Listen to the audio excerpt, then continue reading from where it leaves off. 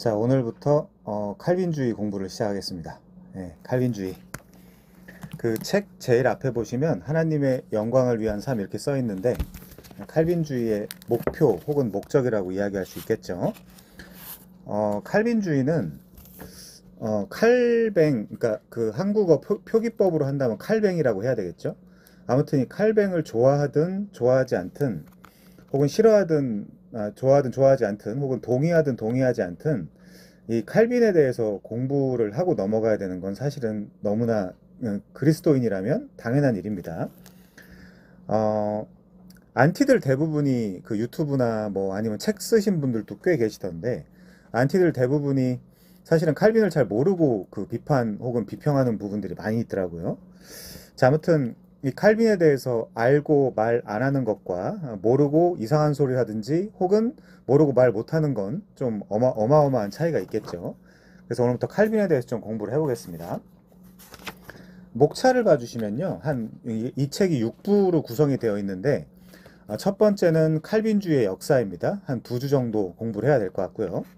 그리고 2부에는 칼빈주의 지성, 뭐 여기 보면 뭐 하나님 중심주의부터 시작해서 뭐 여러 가지 뭐 튤립 교리라든지 여러 가지 이야기되는 부분들이 많이 있습니다. 세 번째는 칼빈주의 심장이고요. 네 번째는 칼빈주의의 교회, 그리고 다섯 번째는 실천, 여섯 번째는 목적, 이렇게 이루어져 있습니다. 그 다음 페이지 보시면 칼빈주의 하면 그 굉장히 자주 나오는 성구죠. 만물이 주에게서 나오고 주로 말미암고 주에게로 돌아간다. 그에게 영광이 세세토록 있을지어다. 아멘. 요 부분입니다. 자, 그럼 12페이지부터 보면요. 윤종훈 교수님이라는 분께서 이 칼빈주의에 대해서, 칼빈주의 사상에 대해서 좀 말씀을 해주시는데, 윤종훈 교수님은 이 책 16페이지 하단부에 보면 이 교수님이 어떤 분이신지 사실은 좀 약간의 소개가 되어 있습니다. 총신 그 학부에서 저만 아니까 한 번씩 마주친 적이 있었는데 굉장히 미남이십니다. 아무튼 그리고 제가 되게 좋아하는 책 중에 하나인데, 개혁주의 형성사라는 책을 쓰신 분이기도 해요. 사실 굉장히 두꺼운데 이 개혁주의가 어떻게 만들어졌는지 어떻게 형성됐는지 좀 궁금하신 분들은 한번 참고해 보셔도 좋을 것 같습니다. 굉장히 좋은 책입니다. 자, 아무튼 이 윤종훈 교수님이 쓰신 글 중에 13페이지 보면요, 칼빈주의가 뭐냐, 다섯 번째 줄 보겠습니다. 칼빈주의는 칼빈주의 출발을 존 칼빈에 머무르지 않고 신구약 성경을 시발점으로 하여 초대교회 성경적 교부들, 예를 들면 이레니우스나 어거스틴 같은 사람들이 있겠죠. 개혁파에 굉장히 많이 영향을 끼친 사람이라면 그 사람들을 중심으로 중세의 피터 왈도를 위시한 이 왈도파와 영국의 존 위클리프, 이 위클리프를 따랐던 사람들이 롤라드파라고 있습니다. 중얼거리는 자, 롤라드파. 더북이라는 옛날에 그런 뮤지컬을 보셨는지 모르겠지만 거기 나오는 사람들이죠. 자, 그 다음에 보헤미아의 요하누스 후스, 그리고 토마스 브레드 워딘, 리미니의 그레고리 등에서 그 연원을 찾을 수 있다. 그러니까 칼빈주의를 칼빈 한 사람의 칼빈 한 사람의 신학 총체로 받아들일 것이 아니라 성경 중심주의자이자 개혁신학의 신앙과 사상과 삶의 총체임을 강조하고 있다는 거죠. 그러니까 사실은 우리가 그 칼빈주의를 공부한다라고 해서 칼빈 한 사람의 생애 혹은 칼빈 한 사람의 신학 사상을 배우는 것이 아니라 신구약 성경부터 시작해서 고대 그 유익한 교부들을 거쳐서 중세, 그래도 계속 중세 그 590년부터 1517년까지 그 사이에 있었던 그래도 경건하고 유익했던 그런 신학자들을 위시하여, 그리고 종교개혁 당시에 칼빈과 그의 동료들의 사상 전부를 잘 해설해 놓은 사람으로서 우리가 칼빈주의를 공부하는 겁니다. 칼빈 한 사람을 우리가 무슨 칼빈이 연예인도 아니고 칼빈 한 사람을 잘 쫓아가 보자 이제 뭐 그런 이야기는 전혀 아니죠.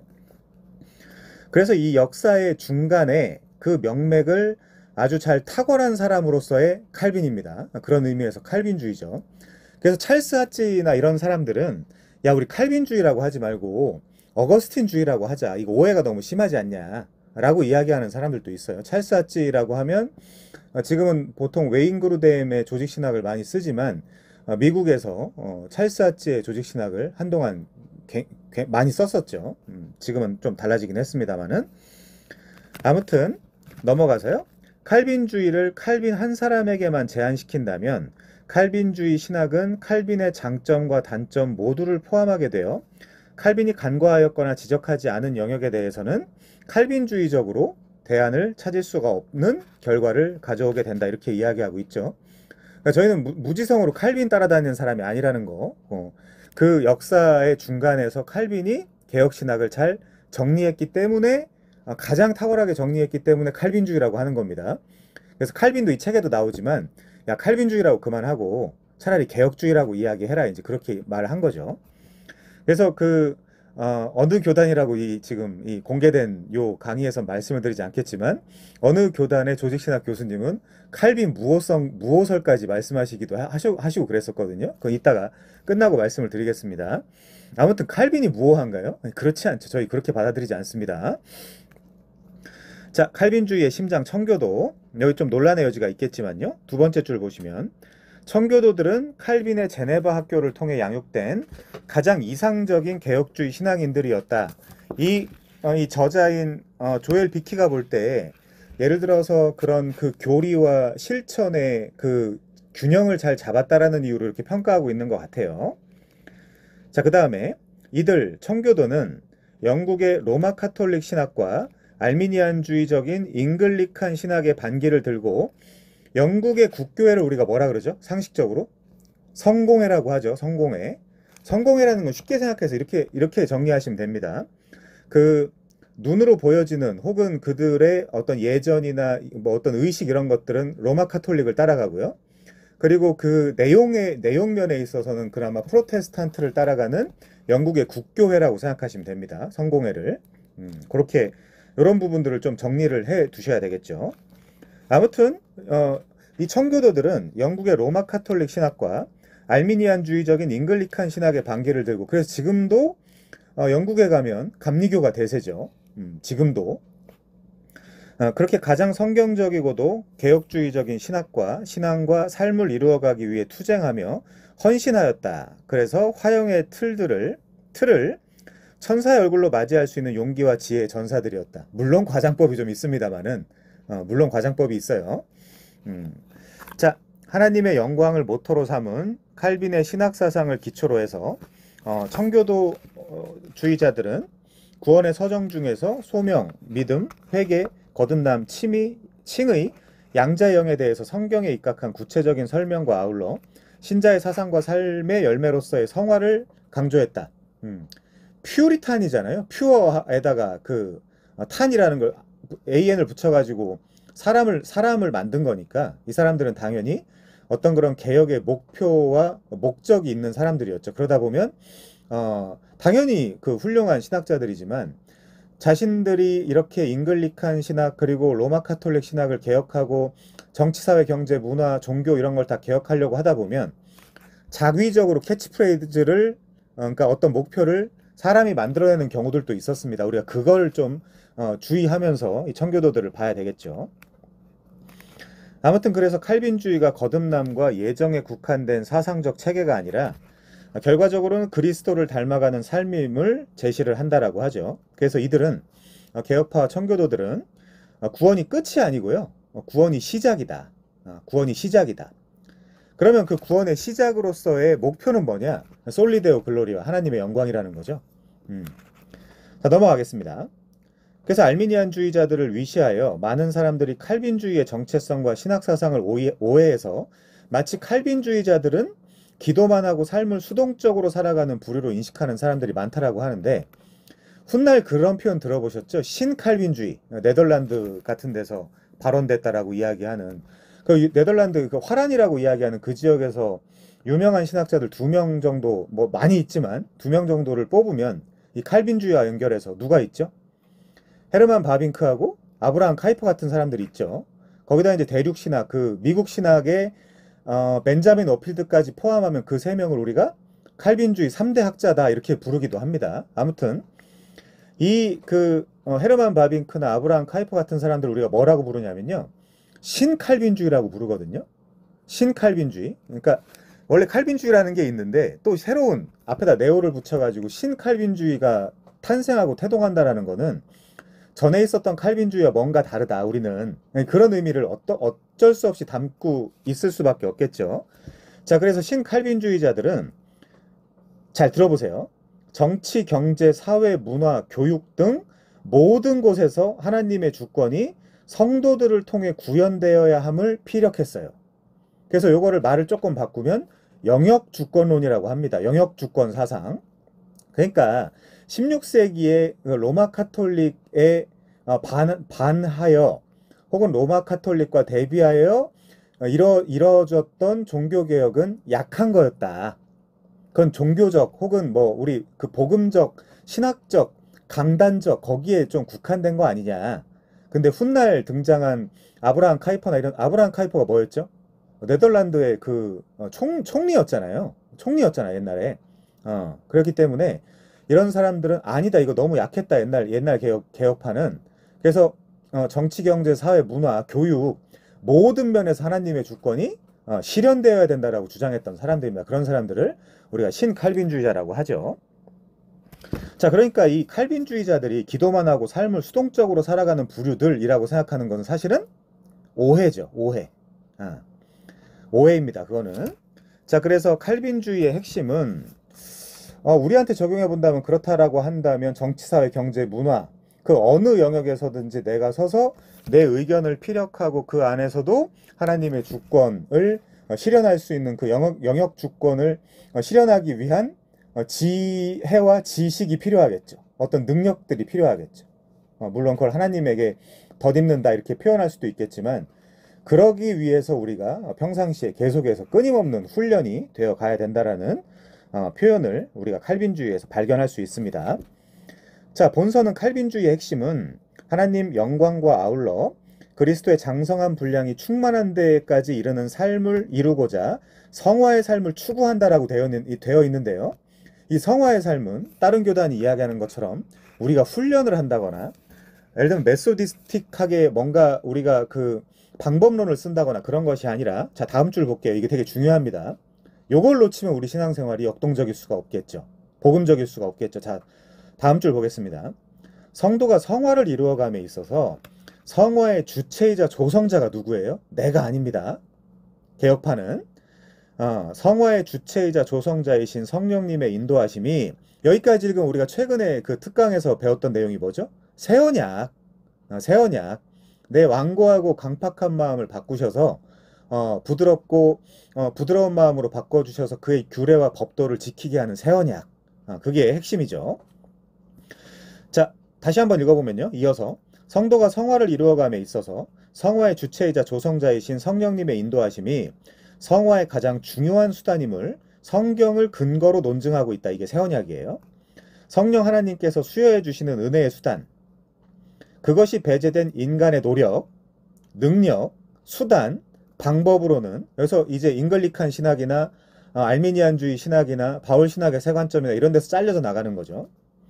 이런 방법으로는 결단코 성화를 이루어갈 수 없음을 천명한다. 왜냐하면 staying in, 거기서 머무르는 것은 네 노력과 네 능력으로 해야 된다라는 거니까요. 이거는 개혁파가 아닙니다. 자, 신자와 그리스도의 신비적 연합, 유니온 크라이스트라고 그랬잖아요. 바울 신학의 면류관, 그리스도와의 연합, 신자와 그리스도와의 신비적 연합으로 베풀어 주시는 복음적 은혜의 통로를 통해서만 신자의 성화가 점점 아름답게 이루어져 간다라는 절대 진리를 자세히 설명하고 있다. 그럼 여기서 또 뭐가 또 잘려져 나가죠? 데이즘이라고 들어보셨어요? 이실론? 이실론이 뭐냐면 하나님은 어떤 보좌에 앉아 계시고 우리가 잘하면 상을 주고 못하면 벌을 주는 어떤 그런 상벌 기계로서의 하나님을 이야기하는 거거든요. 이실론. 그러니까 하나님은 태엽을 감아놓고 그냥 가만히 앉아 있는다. 그리고 우리가 잘하면 상 주고 못하면 복 준다. 그게 이실론이죠. 근데 여기서 그것도 잘려져 나가요. 왜요? 결과적으로 우리 새언약 시대의 그리스도인의 삶은 성령과의 동행이기 때문에 성령과 함께하는 거기 때문에 당연히 그냥 어느 그냥 보좌에만 앉아 계신 하나님이라는 그 논리는 여기서도 잘려져 나갑니다. 자, 제일 밑에요. 칼빈주의의 결실. 그게 뭐냐? 예배의 갱신과 회복이라는 거죠.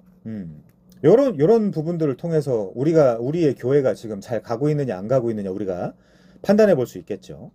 자, 본서는 개혁주의, 성경주의, 칼빈주의가 동일한 신학 사상이며, 우리 지난 시간에 웨스트민스터 신앙고백서 1장 배울 때, 테올로지 프로퍼, 그러니까 신론, 본래적인 신론을 배우기 전에 프롤레고메나 서론에서 뭐부터 배웠었죠?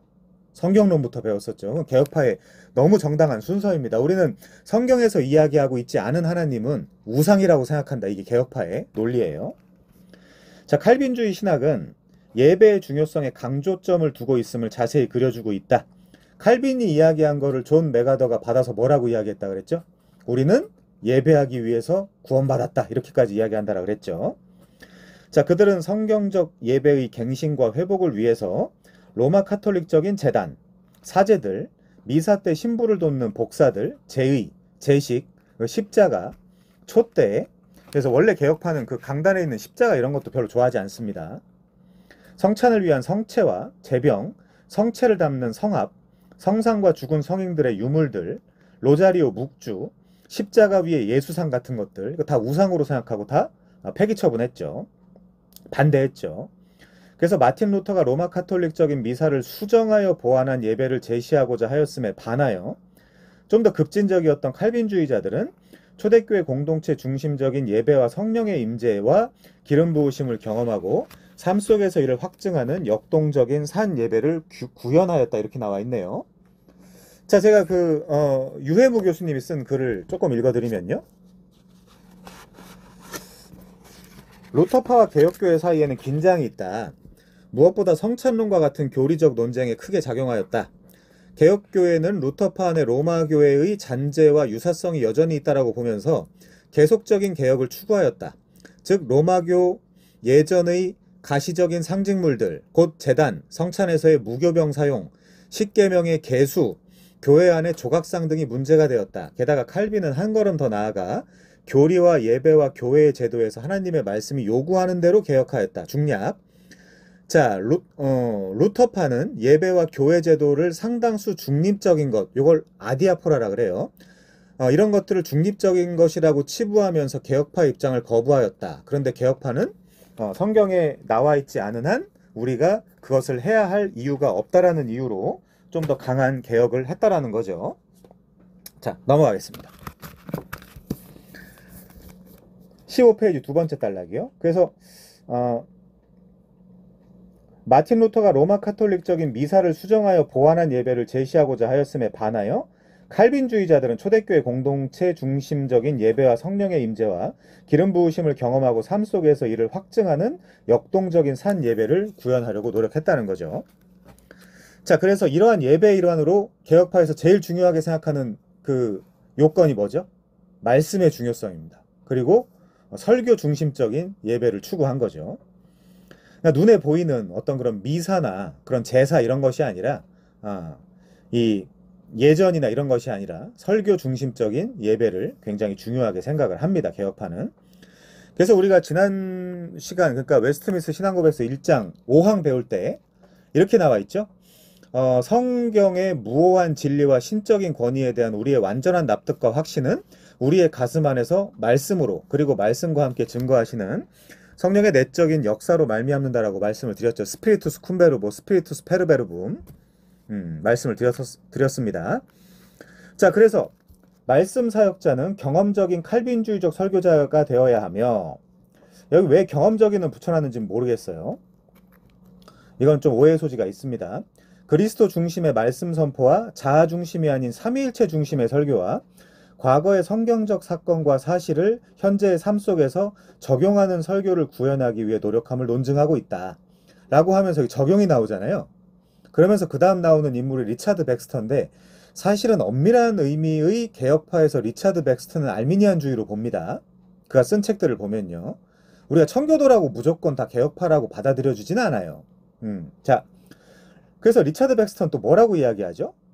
이거는 김남준 목사님도 이 리차드 백스터는 그냥 알미니안주의자라고 탁 이렇게 선을 긋습니다. 자, 리차드 백스터는 적용이 없는 설교를 생명력이 상실한 것으로 일축하였다. 목회자가 참으로 훌륭한 교리를 설교하면서 엄밀하고도 생명력 있는 적용을 사장시키는 것처럼 슬픈 일은 없다라고 이야기하는데요.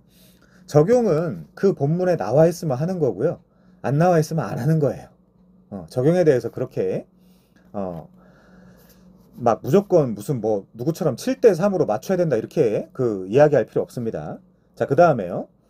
여기서 이제 신칼빈주의로 넘어가는 그런 이야기들도 나오고 하는데요. 칼빈주의, 뭐 초대 칼빈주의도 마찬가지죠.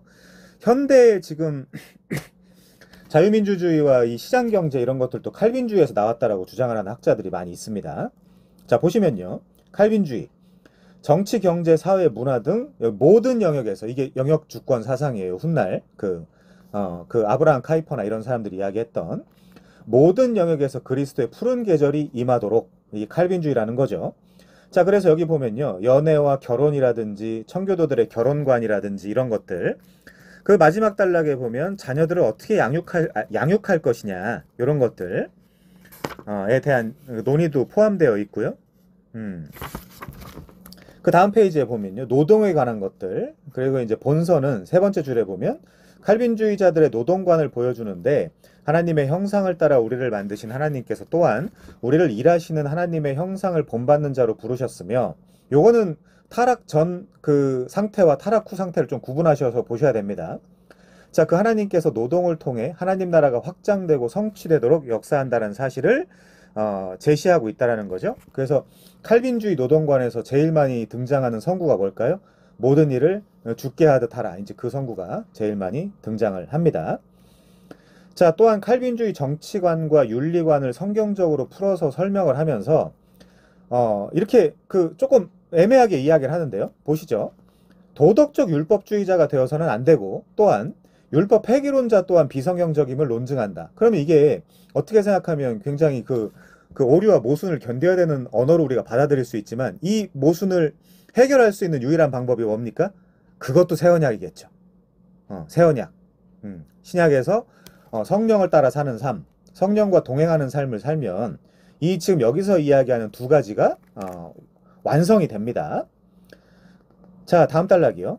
그래서 한국 성도들을 위시한 성경적 사람들이 꼭 숙독해야 될 필독서. 그래서 포스트 모더니즘이라든지 그러니까 근세, 후 근세죠. 후 근대죠. 그러니까 지금이죠. 말하자면 지금의 철학 사조, 사람들의 사상 어떻게 살고 있냐라고 하는 그 라이프 스타일 이런 것들 있잖아요. 뭐 쾌락주의라든지 염세주의라든지 뭐 이런 것들. 그 다음에 종교다원주의.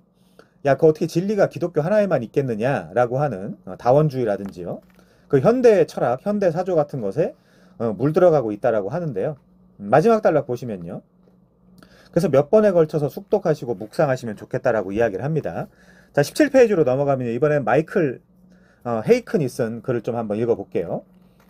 나는 진심으로 개혁주의 신앙 또는 칼빈주의 신앙이 기독교 혹은 기독교의 역사 가운데 가장 성경에 가까운 신앙이라고 믿는다. 지난 시간에 말씀드렸죠? 조직신학이든 신앙고백이든 그것 자체가 신적 영감을 받은 것이 아니다. 다만 신적 영감을 받은 어떤 성경을 우리가 이해하기 좋게 풀어놓은 것이다. 이제 그 부분을 우리가 놓쳐서는 안 되겠죠. 자, 이러한 확신은 지난 34년 동안 성경과 교회사를 읽고 연구함으로써 나온 결론이다라고 이야기하네요.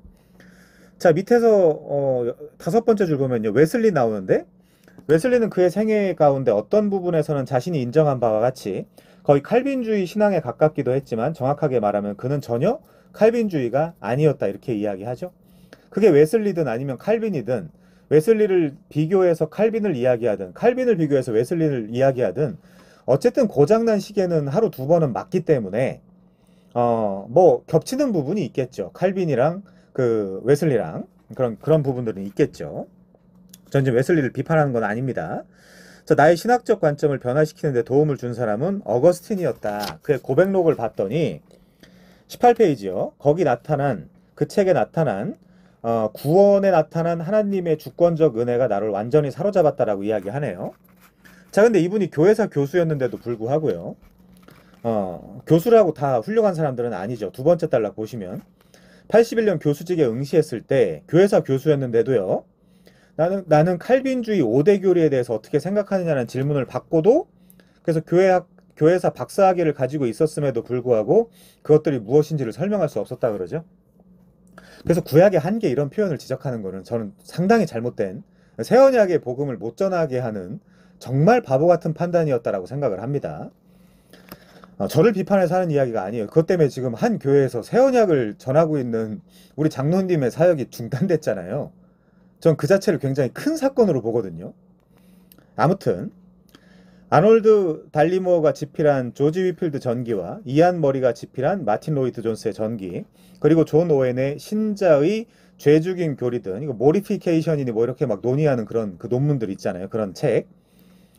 지금 부흥과 개혁사에서 존 오웬의 시리즈가 막 나오고 있죠. 그것도 한번 읽어보시면 좋겠습니다. 이런 것들로 인하여 칼빈주의가 성경적 기독교에 대한 최고의 발현이라는 사실에 눈뜨게 되었다. 자, 뭐 가치 판단이 들어갈 수 있겠지만 넘어가겠습니다. 다음 단락이요. 그래서 나는 칼빈주의가 비단 구원론에 한정되지 않으며, 이건 이제 루터파를 이야기하는 거죠.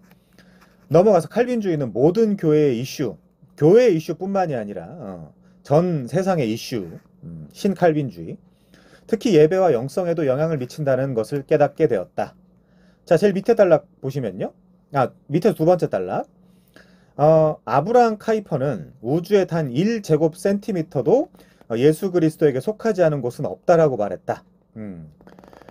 이 아브라함 카이퍼의 그 시간 되시면 칼빈주의 강연이라는 책은 꼭 한번 읽어보시길 바랍니다. 그럼 거기에 신칼빈주의자들의 사상이 잘 나타나 있거든요. 자, 넘어가겠습니다. 조엘 비키가 머릿말을 썼는데 다 안 보고 22페이지 보겠습니다. 22페이지. 이런 거 상식적으로 알아두셔야 되기 때문에요. 클레어 데이비스는 종종 칼빈주의자가 너무나 포괄적이어서 다 이해하거나 포용할 수 없다고 하면서 약간 놀림조로 이러한 포괄성이 바로 루터주의와 칼빈주의의 가장 큰 차이점이라고 이야기하였다. 이게 이제 왜 이런 얘기가 나오냐면, 칼빈주의가 뭐예요 이야기하면 사람들이 머뭇머뭇거리니까 너무나 포괄적이어서 그 포괄성이 루터파와 차이점이다, 이제 이런 식으로 비꼬았다는 얘기죠. 아브라함 카이퍼도 그렇고, 아시겠지만 정성구 교수님들 그런 분들도 그렇고, 그런 분들도 칼빈주의라는 이 네이밍 자체가 조롱과 조소와 비난조의 뉘앙스를 가지고 출발하였다라고 주장하고 있어요. 칼빈주의라는 이름이 그렇다는 겁니다. 처음에 시작할 때. 자, 다다음 줄이요.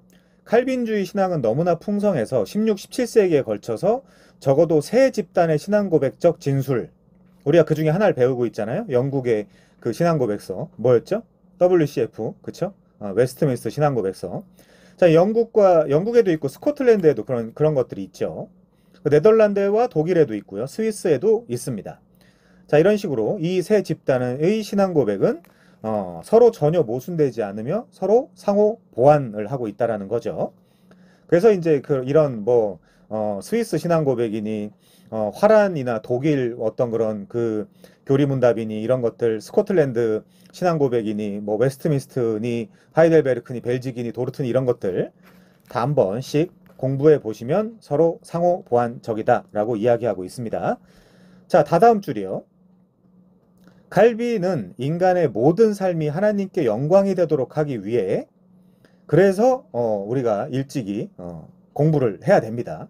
이게 도대체 어떻게 돌아가고 있는 세상이냐. 당연히 우리 지한이가 좀 더 크면 제가 또 열심히 공부를 가르쳐야 되겠죠. 자, 그래서 칼빈은 인간의 모든 삶이 하나님께 영광이 되기 위하여 우주와 역사에 존재하는 모든 국면을 그리스도의 통치 아래에 두려고 하였다. 바로 이것이 칼빈주의가 단순히 한 가지 주요 교리 또는 칼빈주의 5대 교리, 이거 도르트 신조라 그러죠. 칼빈주의는 도르트 신조야라고 하는 사람들이 많거든요. 전적 타락, 무조건적인 선택, 제한 속죄, 불가항력적인 은혜, 그리고 성도의 견인, 그게 칼빈주의야 이렇게 설명하는 사람들이 많거든요. 그건 칼빈주의의 일부죠. 일부. 자, 그래서 이 칼빈주의를 무슨 5대 교리 아니면 10대 교리 아니면 칼빈주의 20대 교리로 제한하여 설명할 수 없는 이유가 바로 그런 것이다. 자, 그래서 전인격적인 전인의 삶을 이야기한다. 칼빈주의는 그 얘기고요. 자, 바로 1장으로 넘어가겠습니다. 33페이지입니다. 나머지는 이 책에 대한 요약이기 때문에 저희가 볼 필요 없습니다. 자, 33페이지요. 칼빈주의의 기원. 자, 칼빈주의의 태동 이렇게 나오죠. 칼빈주의가 등장하기까지의 제가 이야기를 좀 해드리겠습니다. 윤종훈 교수님의 글인데요. 좀 되게 좋은 글이어서 제가 한번 읽어볼게요. 이게 그 칼빈주의가 등장하기까지의 교회사를 요약해 놓은 글이라고 생각하시면 됩니다. 자, 한번 들어주십시오. 그리스도는 십자가 사건을 통해 자기 몸을 내어주시고 그 피의 현장에 자신의 몸된 교회를 세우셨다. 예수님 당시고요. 예수는 건축자들이 버린 돌로서 모퉁이의 머릿돌이 되어 오늘날 교회의 머리가 되셨다. 그 다음에요. 사도시대 이후 속사도, 변증가 및 교부시대를 거치면서 이게 그 초대교회를 지나고 나서 속사도 교부시대, 그리고 변증가 시대, 우리가 그렇게 이야기하는 시대죠. 590년까지입니다. 이때가. 그리스도의 교회는 주님의 백성들의 활동하는 무대가 되었으며, 이따 이 글은 제가 카톡방에 올려드릴게요. 구원이 선포되고 죽은 영혼이 살아나며 새 생명이 태동케 되는 놀라운 이적과 기사와 원천이 되었다. 특히 계시된 하나님의 말씀인 성경을 통해 교회의 정체성과 위상이 정립되게 되었다. 초대교회 지나고 속사도 교부시대 때 그렇게 됐다는 이야기입니다. 자, 그런데 초대교회의 여정을 거치는 동안 다양한 교부들의 신학을 통해 성경의 해석이 왜곡되고 곡해되는 결과를 가져오게 되었으며, 헬라의 철학과 로마의 문화가 한데 어우러져 신학과 철학의 혼합으로 인한 신학의 철학화 작업이 진행되었다. 교회사 속에서 초대에 그런 일이 생겼다는 거예요. 물론 초대교회는 속사도들과 변증가들 그리고 교부들을 통해 당시 위기로 등장하였던 대내외적인 문제들, 즉 외적으로는 로마 치하의 대박해를 어떻게 극복하고 대처할 것인지에 대해서 제공해 주었고, 내적으로는 다양한 이단들의 흥기로 인한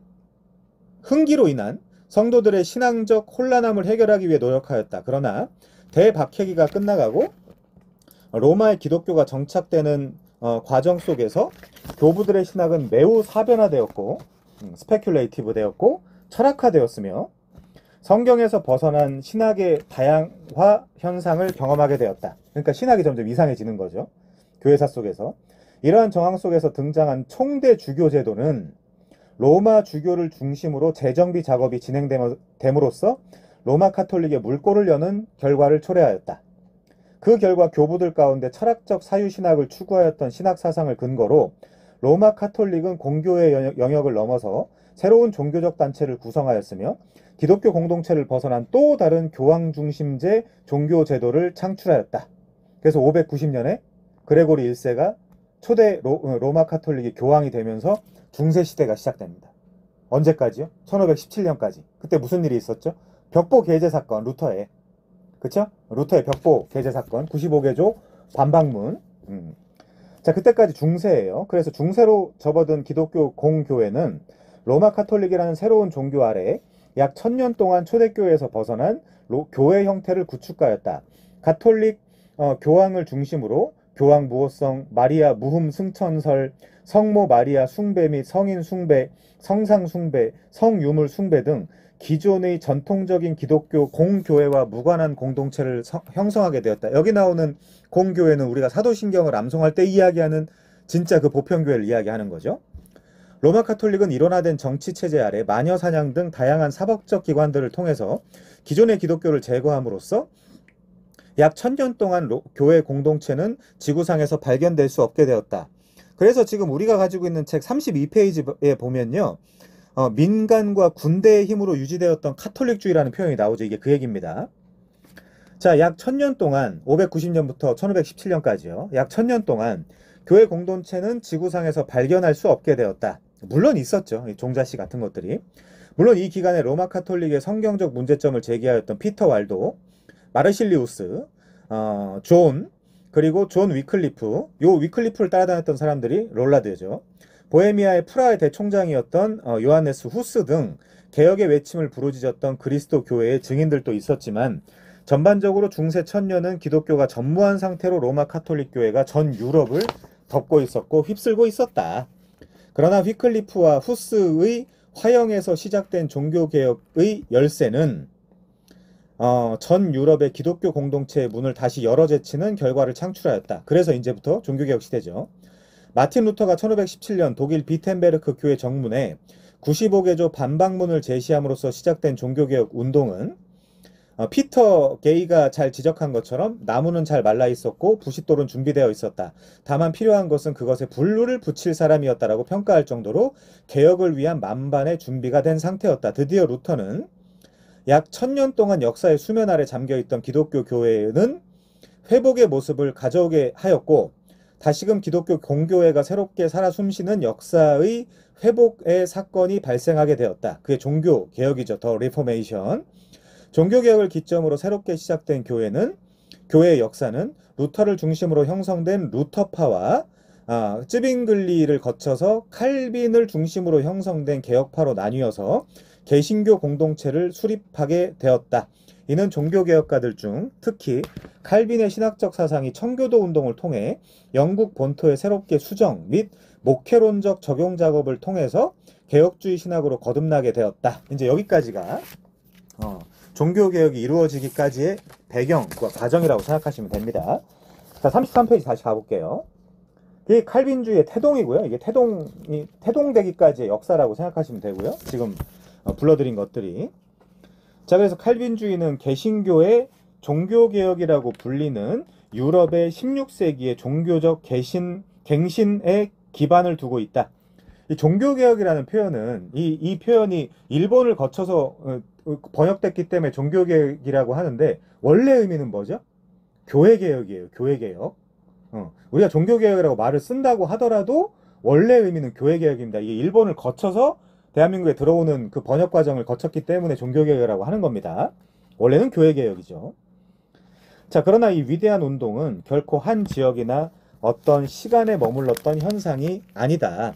1517년 10월 31일 95개조 논조가 여러 언어들로 번역되고 대중들에게 확산되었음에도 불구하고 그 조항들을 비텐베르크 대학 교회당 문에 걸어놓은 마틴 루터의 행동에서부터 시작된 것도 아니다. 사실 루터가 걸지 않았어요. 거기 그 서기관이 건 겁니다. 루터가 작성한 걸 거기 서기관이 건 거예요. 루터도 이걸 통해서 종교개혁을 일으키려는 마음이 있진 않았습니다. 그 비텐베르크 성문은 어떤 그 논지를 게재하면 그것을 보고 사람들이랑 토론하는 곳이었어요. 토론하는 곳. 그래서 야, 이런 그 인덜전스, 면벌부 이런 게 맞냐? 우리 한번 토론해보자는 논리로 서기관한테 제출했고 서기관이 건 건데 종교개혁까지 일으킬 그런 마음은 없었습니다. 근데 그 사건을 통해서 하나님이 종교개혁을 일으키신 것이죠. 자, 아무튼요. 어떤 의미에서 종교개혁은 95개조 조항보다 몇 년 앞서 발생했던 소위 루터의 탑의 경험에서 시작되었다. 이 탑의 경험이 뭐냐면요. 제가 좀 일부러 좀 찾아왔습니다. 한번 읽어드릴게요. 탑의 경험은 1512년경에 비텐베르크 수도원 탑에서 루터가 로마서 1장 17절 오직 의인은 믿음으로 말미암아 살리라 이것을 깊이 묵상하며 하나님의 의에 대한 새로운 깨달음을 얻고 구원이 인간의 공로가 아닌 오직 믿음으로 얻어진다는 진리를 발견한 체험을 이야기한다. 그러니까 그 전까지만 해도 루터는 우리 다 비슷한 경험을 하는데 성경에 나타난 하나님의 의라는 개념 그거를 하나님의 공의라고 생각을 했어요. 그래서 하나님은 공의로운 분이니까 아니 내가 그 앞에 서면 어떻게 하나님께 구원을 받겠느냐 라고 굉장히 두려워 떠는 그런 시기들이 많았단 말입니다.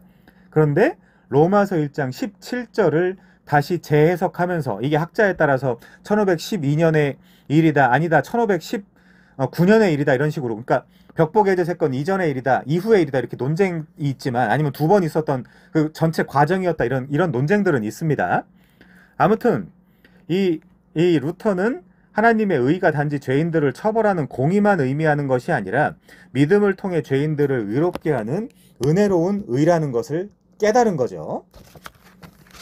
자, 그걸 훗날 그 탁상담화라는 책에다가 자기의 그런 심정을 기록을 합니다. 그것도 제가 이따 카톡방에다 올려드릴게요. 자, 이 타워 익스피어런스, 그러니까 탑에서 했던 경험, 탑의 경험이라고 하니까 좀 이상한데 그 비텐베르크 탑에서 했던 경험에서부터 시작되었다. 루터는 이 경험을 통해 오직 믿음으로 말미암는 칭의라는 종교개혁의 명확한 교리를 붙잡을 수 있었다는 거죠. 자, 이런 갱신운동은 피터 왈도나 위클리프나 롤라드파나 존 후스나 그리고 다음 페이지요. 35페이지. 브래드 워딘이나 그레고리 리민이나 이런 사람들과 같이 이런 사람들도 사실은 종교 개혁을 어느 정도 하려고 하기는 했어요. 중세 시대에도 하기는 했지만 이 사람들은 종교 개혁자라고 딱 네이밍을 하기보다 종교 개혁의 선구자, 그러니까 1517년에 일어난 그 종교 개혁의 종자씨들이었다는 얘기죠. 자, 왜냐면 그들이 종교 개혁의 중요성들을 분명히 로마 카톨릭 교회를 보면서 예측했음에도 불구하고 오직 은혜로 운 믿음으로 말미암는 중대한 칭의 교리에 대해서는 온전히 이해하고 있지 못했기 때문입니다. 제 장로님 자제분들이랑 지금 칭의에 대해서 계속 공부하고 있죠. 자, 이 칭의 교리를 루터가 뭐라고 이야기했죠? 이건 교회 존폐 조항이다라고 이야기했어요. 교회 존폐 조항. 교회가 서거나 넘어지는 조항이라고 이야기했거든요. 아르티클루스 스탄티스 에트 카렌티스 에클레시아이. 이 교리는 이 이신칭의 교리는 교회가 서거나 넘어지는 아주 중대한 교리다라고 이야기할 정도로 이 칭의 교리는 굉장히 중요합니다. 근데 그 전에 있었던 중세의 개혁가들은 이 칭의 교리에 대한 중요성을 그만큼 정확하게 알지 못했다라고 지금 이야기하고 있는 거죠. 자, 36페이지로 넘어가면요. 종교개혁이 두 번째 줄이요. 주로 로마 카톨릭 교회의 악습에 대한 반발로 시작되었다. 그 악습이 뭐가 있죠? 사제주의라는 것이 있습니다. 그러니까 사실 우리의 그 중보자는 예수님 한 분뿐인데 로마 카톨릭은 사제들을 중간에 또 끼워 넣었거든요. 그 대표적인 게 뭐죠? 고해성사 같은 것들이잖아요. 아니, 내 죄를 왜 사제들한테 고합니까? 바로 예수님께 고해가지고 예수님 안에서 해결해서 하나님께로 가면 되지. 지금식으로 이야기하면 그렇죠. 내 죄를 왜 목사한테 이야기를 합니까? 그런 선교 단체나 이런 데 많거든요. 사실은. 그래가지고 난리가 나요. 여기 지금 오늘 처음 들어오신 제가 전부터 굉장히 좋아하는 그 집사님이 한 분 계신데 전에 아마 집사님 이 계셨던 교회에서도 전도사님한테 들은 거예요. 어떤 청년부 회장님이 그 죄 고백하라는 그 시간대에 그 야동 본 거 고백했다가 굉장히 그분만 되게 이상한 사람이 되고 다른 사람들은 그 이후에 아이고 그렇지 저 사람 야동 보는 사람이었지 이렇게 굉장히 그 안에서 굉장히 애매한 그 사건이 일어났다라고 하는데 여러분 그거 사람들 앞에서 고백하지 마십시오. 절대로. 내 죄를 해결해 줄 수 있는 분은 예수님밖에 없어. 하나님밖에 없습니다. 삼위 하나님밖에. 거기 가서 얘기하면 되는 걸 굳이 이렇게 빅마우스 입이 싼 인간들한테 이야기해가지고 아니 누구나 다 죄를 갖고 있죠. 그런데 굳이 그 이야기를 다른 사람들한테 해가지고 그걸 퍼져나가게 할 이유가 없잖아요. 사실은. 자, 아무튼 이 사제주의라는 거, 폰티펙스라는 라틴어는 뭐냐면요, 다리 놓는 사람이란 뜻이에요. 신과 인간의 사이에 다리 놓는 사람, 그게 사제여서는 안 되죠. 예수님이어야 되죠. 기독교는. 자, 그 다음에 면제부 그게 있었죠. 정확한 표현은 면벌부입니다. 자, 그 다음에 공로사상이 있었죠. 내가 공로를 쌓아야만 구원받을 수 있다라는 보석 개념으로부터 온 공로사상. 나한테 공로가 없으면 어떻게 해야 돼요? 잉여공덕이라고 있어요. 사도 바울이라든지 어거스틴이라든지 안나라든지 이런 사람들은 그 공덕을 필요 이상으로 많이 가지고 있어요. 그래서 그 사람들한테 기도해서 그들의 공덕의 잉여분을 수여받는 식으로 했거든요. 그런 교리가 성경에 어디 있습니까? 자, 보석은 기도, 금식, 봉사 같은 것들이고요. 그런 이 로마 카톨릭 교회의 악습에 대한 반발로 이 종교 개혁이 일어나기 시작을 했죠. 루터가 로마 카톨릭 교회를 파괴하고 철저하게 새로운 교회를 세우고자 했던 것은 아니다. 지금도 사실은 교회 같은 데 보면 진짜 전 되게 놀라운 게 뭐 하나님 중심, 말씀 중심, 교회 중심 다 오케이예요. 마지막에 보니까 목사 중심이 있더라고요. 미친 거예요, 이거는. 제정신이 아닌 거예요, 이거는. 목사 중심이 들어간다라는 거는 정신이 나간 거예요, 이거는. 자, 그는 초창기에는 로마 카톨릭 교회의 악행을 정화하고자 하였던 것이다. 그러니까 정확하게는 그 95개조 반박문이 대부분이 다 면벌부에 대한 이야기거든요. 이제 그런 것들을 좀 수정하려고 했던 것이죠. 자, 첫 번째 볼게요. 어떤 내용들이 있냐? 첫 번째, 교황주의의 남용이다. 교황주의의 남용. 자, 중세시대 교황권은 신학적이고도 실제적인 면에서 가장 많이 남용되었다. 당시에는 부도덕한 행실들이 난무했는데 교황은 오히려 그러한 제약들을 너그럽게 용서해 주었다. 그 너그럽게 용서해 줄 때의 논리가 뭡니까? 테첼이라는 사람이 등장해가지고 베드로 성당을 지을 때 그 성당에 그 드는 재정을 마련하기 위해서 돈 내라. 그러면 죄를 면해준다. 그 논리예요. 면죄부 논리가. 면죄부 논리가. 그러니까 지금 시대에 헌금을 많이 하면 하나님이 기뻐하실 것이다. 이제 그거랑 비슷한 거예요, 사실은. 결국 은혜는 값싼 것이 되었고, 교회에서의 맹세, 금식, 성지, 순례 여행, 미사, 유골 숭배, 낭송, 묵주 기도, 그 외에 다른 행위들의 복잡한 체계를 매개체로 한 상업 종교가 성행되고 말았다. 면죄부가 딱 그거죠. 이것에 대한 교황의 명령은 예수님께서 명령하신 참회해라 혹은 회개해라가 아니라 고행하라는 것이었다. 고행하라. 이걸 제롬이 그렇게 번역을 했거든요.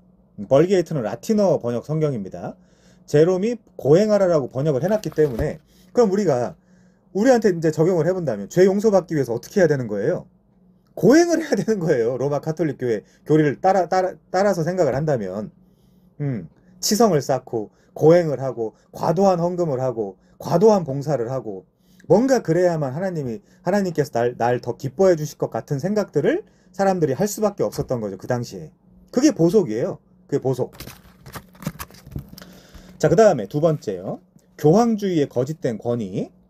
개신교 종교개혁의 선구자들이 성경을 역사적으로 연구하면서 교황에게 교회의 머리로서의 사도적 권위가 있다는 카톨릭의 주장에 의문을 던지게 되었다. 지금 사도적 권위 또 누가 있다 그래요? 피터 와그너가 자기가 사도적 권위가 있다라고 하면서 신사도 운동을 만들어낸 거 아닙니까? 지금 그 앞에다 어포슬에다 앞에다 뉴를 붙여가지고 새로운 사도다. 옛날에 그 사도의 어떤 그런 것들이 지금까지 계승된다 하면서 제가 최근에 임파테이션 말씀드렸죠. 성령의 전이 내가 가지고 있는 성령이 다른 사람한테 안수 기도를 함으로써 전이 된다. 이제 이런 이야기.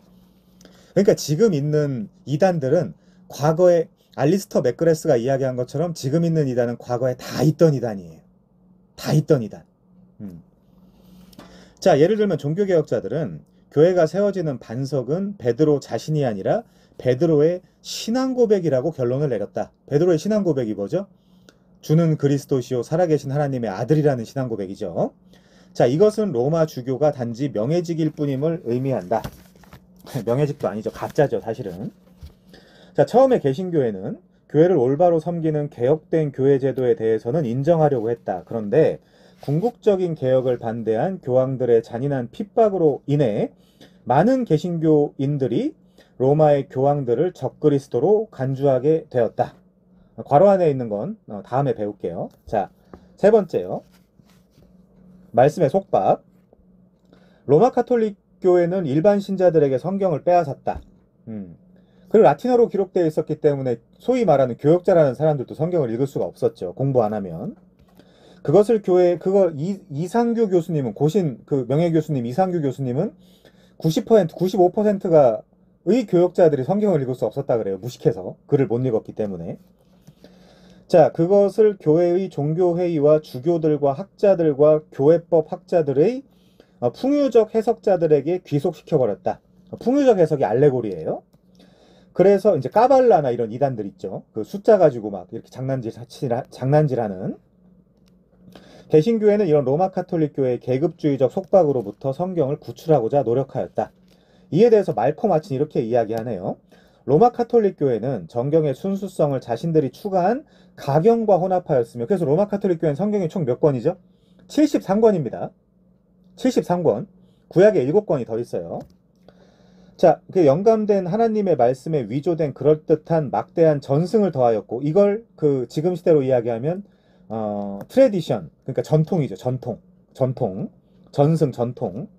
신부들의 만장일치적 동의와 성모 마리아의 교회에 따른 해석만을 인정함으로써 성경의 권위를 손상시켰다. 자, 중략하고요. 중요한 거 아니니까. 그래서 좀 내려오면요. 설교의 역할을 축소시키고 성경의 권위를 격화시켰다. 결국 설교는 타락했고 실상 거의 사라져버리고 말았다. 이렇게 이야기하고 있네요. 자, 그래서 그 말씀의 속박으로부터 이 성경을 그리고 설교를 구출하려고 했던 것이 루터와 쯔빙글리, 멜랑이톤, 칼빈 이런 사람들이었다라는 겁니다. 자, 네 번째요. 수도원주의의 조장. 요게 이제 성속 이원론에서 나온 거죠. 성속 이원론. 성과 속을 구분하는 겁니다.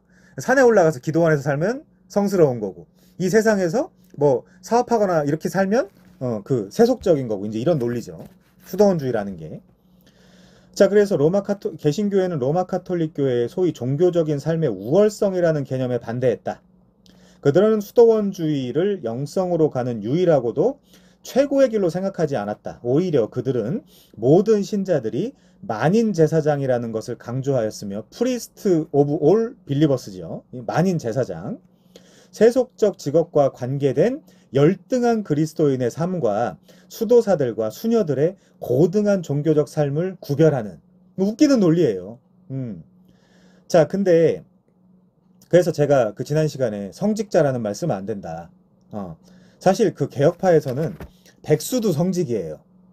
그러니까 그가 성도라면 그 백수 활동을 하면서도 하나님이 가르치시는 게 있거든요. 아, 난 정말 그 시간을 낭비하고 있구나, 한심하구나, 뭐 여러 가지 하여튼 가르칠 수 있어요, 그 시기에.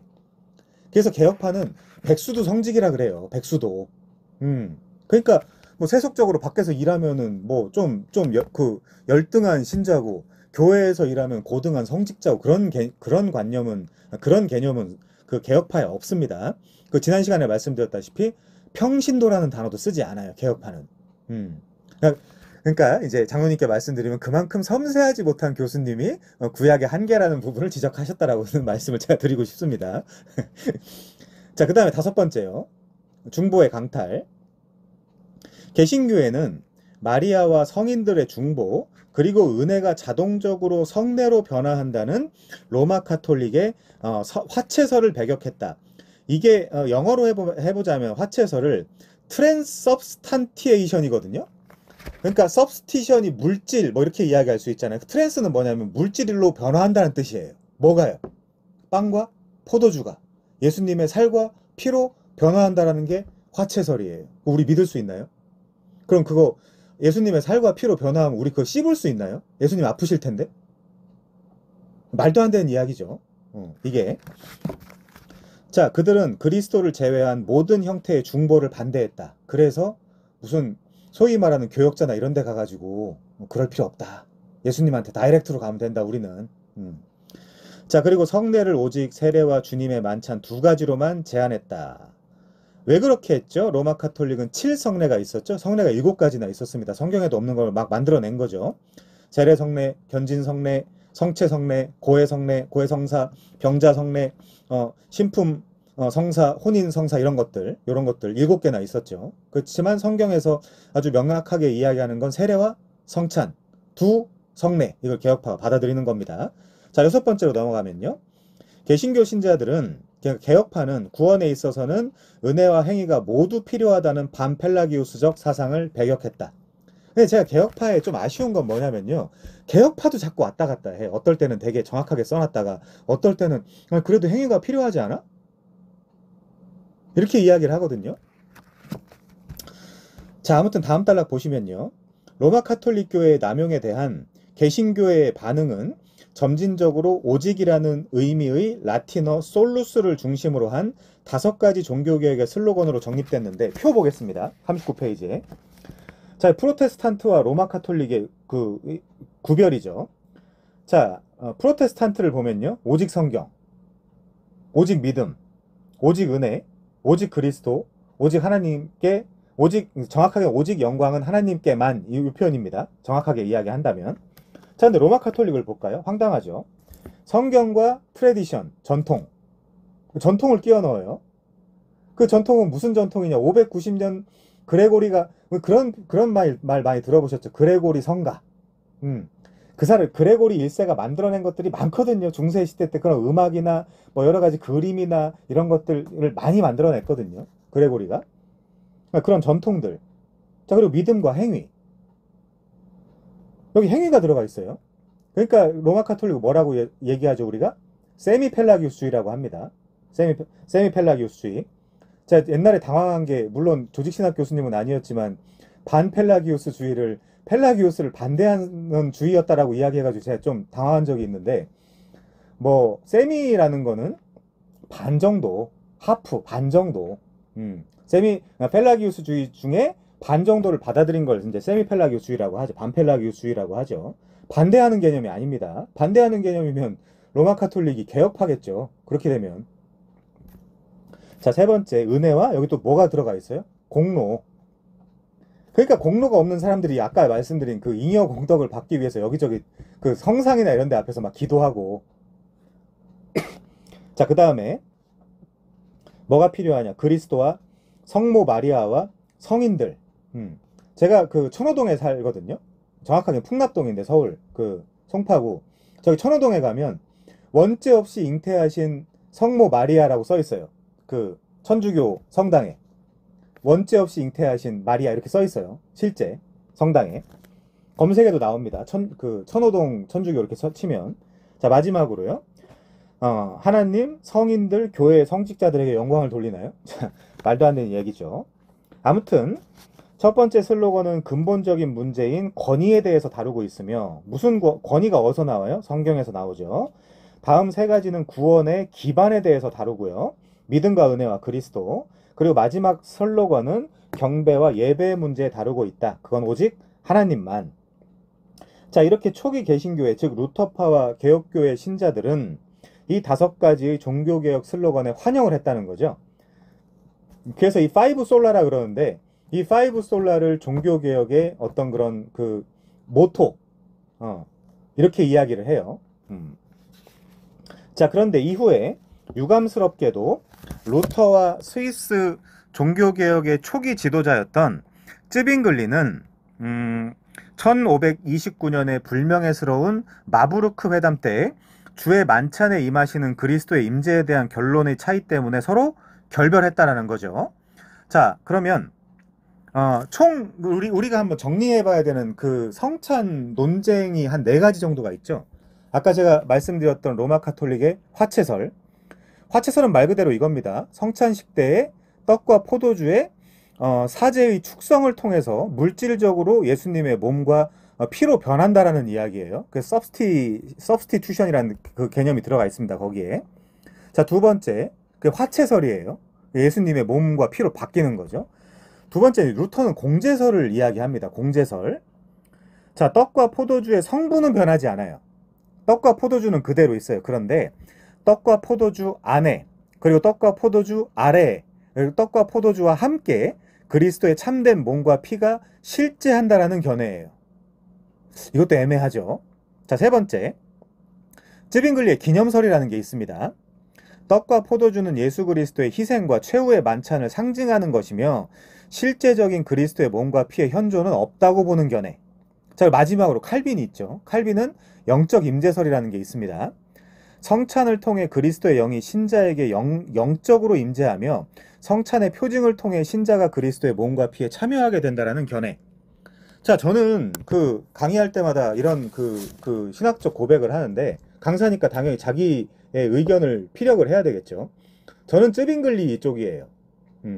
그러니까 칼빈이 이야기하는, 저는 그 큰 의미에서 당연히 칼빈주의자이지만, 칼빈주의가 이야기하는 영적 임재설을 받아들이는 것이 아니라 쯔빙글리가 이야기하는 기념설을 받아들이는 입장에 서 있습니다. 뭐 영적으로 임재한다, 그때만 특별하게. 아니요. 늘 특별하게 하나님과 동행해야 된다는 이유로 저는 그렇게 받아들이는 건데, 그거는 이제 여러분들이 여러 가지 성경과 신학자들의 해석과 이런 것들을 통해서 여러분들이 결정하시면 됩니다. 공제설이나 화채설은 완전 받아들일 수 없는 내용들을 담고 있고요. 그 칼빈의 영적 임재설 같은 경우, 저 같은 경우는 그때만 영적으로 특별하게 임재한다라는 그 표현 때문에 뭔가 이상하다. 그리고 예수님이 성만찬을 지시하셨을 때 그런 이야기 없다. 나를 기념하라고 했지. 저는 그래서 그런 이유들 때문에 쯔빙글리의 기념설을 받아들이고 있는 입장입니다. 아무튼요, 이 마부르크 회담 때 루터와 쯔빙글리가 갈라서고, 그때부터 루터파와 개혁파라는 네이밍이 붙는 거죠. 아주 정확하게. 이때부터. 자, 그래서 지금까지 개신교에는 두 가지 전통, 루터란이라고 하는 루터주의자들과 칼빈주의로, 그러니까 개혁파로 이때부터 나뉘게 되었다라고 말씀을 드릴 수 있겠습니다. 자, 다음 페이지요. 개혁주의, 괄호 쳐놓고 칼빈주의라고 했죠. 개혁주의와 칼빈주의는 거의 동의어로 사용이 됩니다. 칼빈주의라는 건 칼빈이라는 사람의 이름을 써서 이데올로기화한 거니까요. 이즘이라는 말 붙여가지고. 자, 근데 그거를 이 개혁주의를 아까 말씀드린 대로 신구약 시대 때부터 이레니우스니 어거스틴이니 그리고 중세 개혁 종교개혁 전에 중세에 개혁을 하려고 했던 그런 개혁파 그들과 또한 종교개혁 당시에 개혁주의자들 다 포함한 그 모든 사람들의 신학을 칼빈이 제일 잘 해설해 놨다라는 이유로 칼빈주의라고 이야기하는 거지. 우리가 칼빈 한 사람을 따라다니는 것은 아니다 라고 말씀을 드릴 수 있습니다. 자, 스위스의 쯔빙글리가 전쟁에 나가서 죽었죠. 쯔빙글리가 죽은 후에 그것을 수립하고 조직했던 하인리히 불링거가 개혁주의 전통의 기원이라고 이야기할 수 있다. 그래서 다음 줄에도 나와요. 칼빈주의, 그러니까 가장 위대한 대표자이며 영향력 있는 해설자인 이유로 칼빈주의라는 이름을 받은 거지, 이 사람이 뭐 대표를 하거나 그런 건 전혀 아닙니다. 아까 말씀드린 대로. 자, 41페이지 갈게요. 쯔빙글리가 전쟁터에서 때이른 죽음을 맞이하자 불링거의 작품들이 후기 칼빈주의 전통에 쉽게 수용되지 못하는 가운데, 근데 지금 13이라고 그 각주 있죠? 각주 따라서 보시면 그 당시 불링거의 작품들이 그 시대에 거의 칼빈만큼이나 영향력이 지대했다라는 것을 그 당시에 인식했다라는 표현이 나오죠. 그러니까 무시할 수 없는 신학자입니다. 자, 아무튼 그럴 때 칼빈은 기독교 강요와 주석서 같은 것들 그리고 설교와 여러 가지 지도력을 통해서 개혁주의 개신교를 체계화를 시켰죠. 그래서 칼빈주의라고 한다라고 말씀을 드리는 거예요. 우리가 무슨 칼빈 빠돌이 빠순이가 아니고요. 전혀 그런 게 아닙니다. 칼빈도 비평을 해야 돼요, 사실은. 그러니까 전체 개혁주의를 이 사람이 가장 잘 해설해 놨기 때문에 칼빈주의라고 한다. 자, 그렇기 때문에 개혁주의와 칼빈주의라는 용어가 사실상 동의어가 되었다. 그러나 칼빈은 종교개혁 운동이 자신의 이름으로 불리는 것에 반대하였으며 칼빈 자체가 뭐라고 한다고요? 개혁주의라는 용어를 선호했다. 칼빈이 그렇게 부르는데. 자, 마지막 단락이요. 칼빈의 사상에 영향을 받은 독일의 소수 루터파 가운데 가장 유명한 사람이 소위 우리가 이야기하는 멜랑이톤이라는 사람이죠. 멜랑이톤. 로키 커뮤네스라는 신학서론이라는 책을 썼죠. 저희 집에도 있습니다, 그 책이. 자, 그는 루터의 각별한 친구로서 근데 동료로부터는 몰인정하게 칼빈주의의 비밀 당원이라고 불렸다. 그러니까 약간 양다리 아니야? 이제 이런 식으로. 그러니까 이거 너무 유치하지 않아요? 이런 네임이. 자, 멜랑톤의 몇몇 추종자들은 루터가 죽은 이후 루터파와 사이가 벌어져 독일의 개혁주의 교회에 가입하게 되었다. 이렇게 이야기하네요. 자, 이번 파트가 그 신앙의 확산이기 때문에 조금 더 볼게요. 그 다음에 칼빈주의는 헝가리와 폴란드 북부 연안의 낮은 지대에도 뿌리를 내렸고요. 이번엔 네덜란드가 나오죠. 이거 화란입니다. 화란. 화란에서 칼빈주의가 1545년경 남부 지역을 그리고 1560년경 북부 지역을 관통했다. 그러면서 다 중요하지 않으니까 다음 줄 보시면요. 네덜란드의 칼빈주의는 1618년 그리고 19년에 개최된 유명한 국제 도르트 종교회의에서 발전되었으며, 이때 알미니안주의를 반대하면서 튤립 교리를 만들어낸 거죠. 이 회의에서. 17세기와 18세기 초반 영국의 청교도 운동과 비슷한 네덜란드 종교개혁에 의해 강화되었다. 자, 여기까지 보시면 될 것 같고요. 그 다음에 프랑스. 우리가 상식적으로도 프랑스 개혁주의자들 뭐라고 부르죠? 위그노라고 부릅니다. 위그노를 아시면 좋을 것 같고요. 자, 개혁주의 운동은 프랑스에도 상륙하여 상당한 영향을 끼쳤는데 칼빈이 죽은 해인 1564년 프랑스 인구의 약 20%인 200만 명이 개혁주의 신앙을 고백을 했다라는 거죠. 또 넘어갈게요. 44페이지. 그렇게 지금 유럽 전체로 지금 그 개혁주의가 흘러가고 있다라는 이야기를 책에서 하고 있는 거고요. 자, 두 번째 단락이요. 하나님께서는 악을 선으로 이끄는 분이다. 위그노라고 알려진 프랑스를 떠난 개혁주의 신자들은 그들이 정착하는 모든 곳에서 개혁주의 운동의 새로운 영적 생동감과 열정을 불러넣었다. 최근에 이제 저희 교회에서 공부하고 있는 내용인데요. 종교개혁사. 자, 그 다음 단락 보겠습니다. 종교개혁 운동은 영국과 제네바로 돌아오기 전 갤리선의 노예로 19개월을 사역했던 존 낙스의 지도 아래 스코틀랜드까지 급속히 확산되었다. 스코틀랜드 바로 밑에가 영국이죠. 그리고 바로 옆에가 그 아일랜드죠. 브리튼 섬이라고 하는 그 새 섬을 브리튼 섬이라고 합니다. 자, 아무튼 존 낙스는 스코틀랜드에서 뭐 한 사람이죠? 칼빈의 제네바 학교의 그 학생이었지만 거기서 그 수료하고 스코틀랜드로 와서 뭐 한 사람이죠? 장로교를 만든 사람이죠.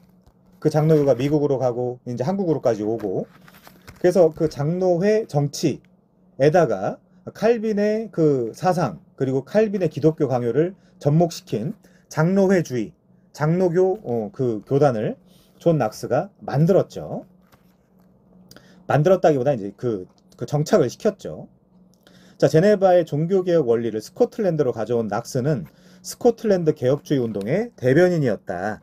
그러면서 이제 영국 얘기가 나오는데요. 제일 밑에 단락에 보면 우린 최근에 배운 건데, 헨리 8세가 왕위를 계승할 남자아이를 얻고자 합법적으로 이혼하고 재혼하기 위하여 교황을 법령을 거절했다. 그 세부 내용을 보면 절대 합법적이지가 않았고 다른 여자 만나고 싶어가지고 이제 그런 거거든요, 사실은.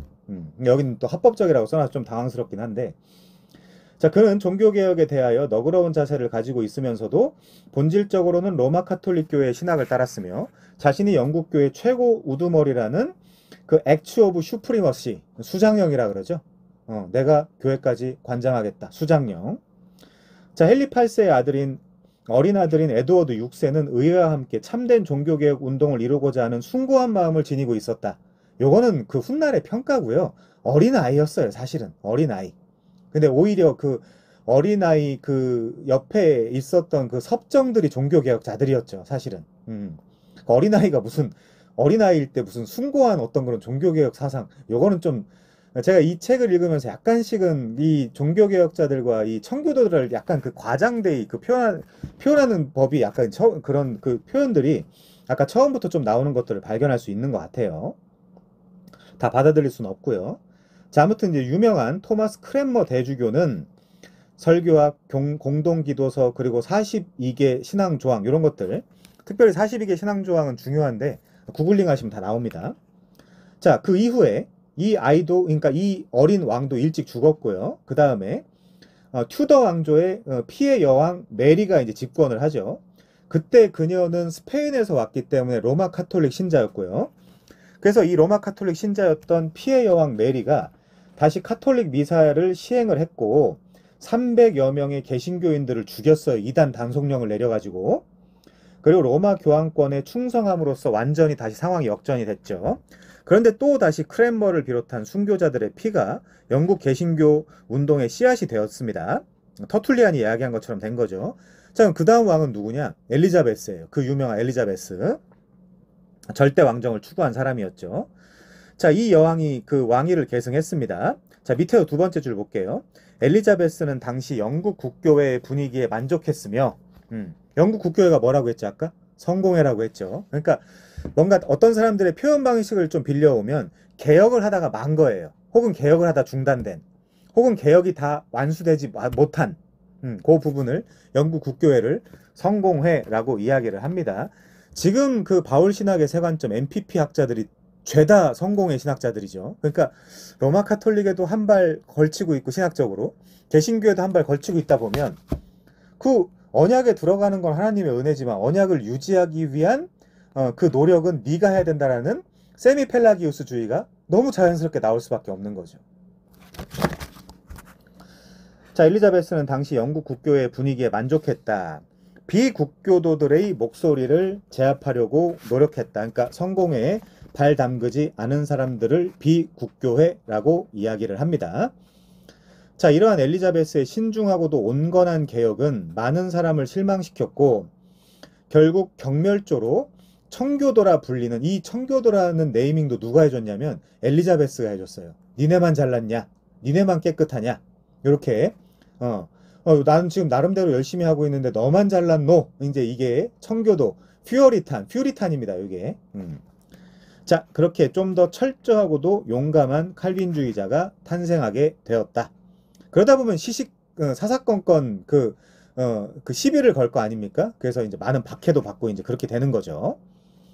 자, 청교도주의는 1560년부터 시작하여 1700년 초기까지 이어졌는데, 청교도들은 그러다 보니까 그 정치, 사회, 경제, 문화, 종교 이런 걸 다 개혁하자라는 입장이다 보니까 성경의 원리를 더 넘어간 부분들도 많이 있게 되는 거죠. 제 관점에선 주일성수라든지 11조라든지 이런 것들이 다 청교도들이 굉장히 강하게 주장한 것들이거든요. 아무튼 그래서 이제 한국교회 뭐 거의 주일성수와 11조만 하면 최고의 교인이잖아요. 아니, 이 칼빈주의자들과 신칼빈주의적 입장에서 보면, 개혁주의 입장에서 보면 정치, 경제, 사회, 문화, 종교, 뭐 교육, 모든 영역, 이 영역 주권에서 그 하나님의 대리 통치자로서 그 제사장 역할, 왕 같은 제사장 역할을 해야 된다라는 건데, 한국교회 지금 문제가 뭔지 아십니까? 주일성수와 11조. 나 다 했어. 내 의무.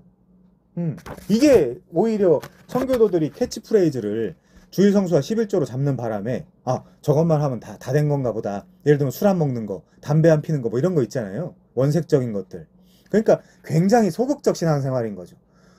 뭐를 안 하면 내가 그리스도인으로서 다 한다. 그게 아니라 정치, 사회, 경제, 문화, 교육, 종교 어디에 가서든지 왕 같은 제사장의 역할을 하는 게 칼빈주의와 신칼빈주의자들이 주창한 내용이죠.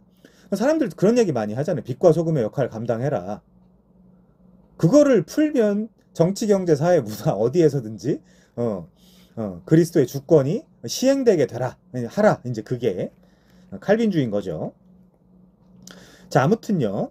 청교도들은 영국 국교회가 종교개혁을 충분히 단행하지 않았다라고 생각했다. 왜냐하면 영국 국교회의 예배와 정치 형태가 성경과 일치하지 않았기 때문이다. 청교도들은 순전한 하나님의 말씀에 대한 설교와 하나님께서 명령하신 예배의 정결함, 그리고 주교의 통치를 장로회주의라는 방식으로 대치하는 교회 정치의 정결함을 요구했다. 여기 장로회주의가 우리가 알고 있는 노회예요. 이게 장로회, 노회입니다. 그게 줄이면. 또한 그들은 무엇보다 노회가 그 장로들의 모임이잖아요. 사실은. 또한 그들은 무엇보다도 그리스도인의 삶의 위대한 거룩함과 정결함을 요구했다. 자, 제임스 패커는 청교도 운동은 교회와 나라와 가정과 교육과 전도와 경제와 개인적 훈련과 헌신과 목회적 돌봄과 권한에 있어서 국가적이고도 개인적인 영적 갱신이라는 비전을 이루고자 노력하는 복음주의 거룩 운동이었다. 이렇게 이야기하거든요. 자, 그러면 여기 이제 자녀가 있는 분들이 계시잖아요. 자녀를 어떻게 교회는 예를 들면 교회는 친구들 만나러 가고 뭐 거기 가서 뭐 수련회 가고 뭐 하고 행사하고 그게 아니라요. 교회는 어떤 면에서 철저한 교육기관이에요. 어려서부터 주일학교 때부터 지금 여기 나와 있잖아요. 교회, 나라, 가정, 교육, 전도, 경제, 개인적인 훈련, 목회적 돌봄, 권한 거의 뿐만이 아니라 정치, 경제, 사회, 문화, 역사, 교육, 인문학 이 모든 것에 통달할 수 있는 교육기관이에요. 교회는 원래 원래 교회라는 데가 그렇습니다. 그런 성도를 만들어주기 위한 기관이에요. 그런 아이들을 어려서부터. 그게 영역 주권입니다. 제가 아까 뭐예요? 아브라함 카이퍼의 칼빈주의 강연 한번 읽어보라고 말씀을 드렸죠. 뭐 자세하게 나와 있진 않지만 아무튼 자, 그래서 청교도주의는 교리적으로 볼 때는 매우 단호한 칼빈주의였으며 경험적으로 볼 때는 따뜻하고도 전달력이 강했다. 경험적으로 볼 때라고 하는 거는 이분이 거기 그때 사셨나 봐요. 아무튼 계속해서 이제 되게 좋게 표현하려고 하다 보니까 또한 청교도 운동은 복음적으로 볼 때는 매우 공격적이고도 과감하면서 아주 부드러웠다. 이 무슨 말인지 모르겠는데. 그리고 교회적으로 볼 때는 하나님 중심적이고 경건했으며 정치적으로 볼 때는 왕과 의회와 백성들 사이의 관계를 성경적이고도 균형 있게 양심을 따라 조정했다. 만약 그렇게 했다면 그렇게 박해를 당하지 않았겠죠. 자, 아무튼 장로교도들과 감독주의자와 회중주의자들 모두가 칼빈주의 운동의 한 부분이었다. 어떤 청교도들은 제임스 1세의 치세 기간에 영국 국교회로부터 탈퇴하기로 했다. 그들은 분리주의자 또는 비국교도라고 알려졌으며 거기 이제 포함되지 않았기 때문에 그렇죠. 자, 이렇게 대개 회중교회를 조직했다. 민주주의적인 회중교회요. 자, 그 다음에요. 이번엔 미국 얘기입니다. 결국 칼빈주의는 대서양을 건너 대영 제국의 식민지였던 북아메리카로 진출했다.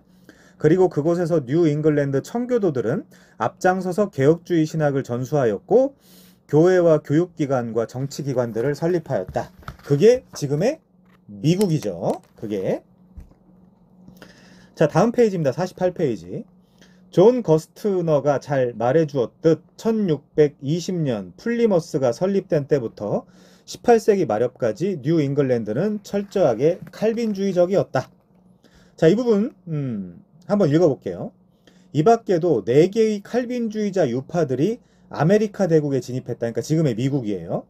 1620년대부터 첫 번째, 네덜란드 칼빈주의 신자들은 후일 뉴욕이라고 불리우게 될 뉴 네덜란드에 정착했다.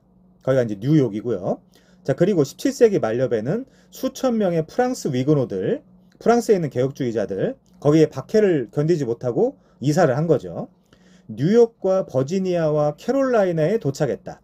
또한 1690년대부터 1777년까지 대부분 개혁주의자들로 구성되어 있었던 20만 명이 넘는 독일인들이 중부 식민지역에 정착했다. 마지막 지류는 장로교도들이었던 스코틀랜드 사람들과 스코틀랜드계 아일랜드 사람들이었다. 그러니까 스코틀랜드 옆에 있었던 아일랜드 사람들.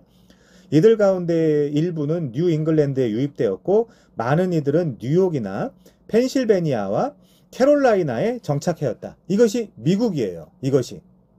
그래서 여러분도 최근에 그런 뉴스 많이 보셨겠지만 한국이 교회를 박해하고 핍박한다라는 그 소문이 전 세계에 퍼지자마자 그러니까 트럼프를 위시한 그 트럼프 주변에 있는 사람들을 마가 그룹이라고 하거든요.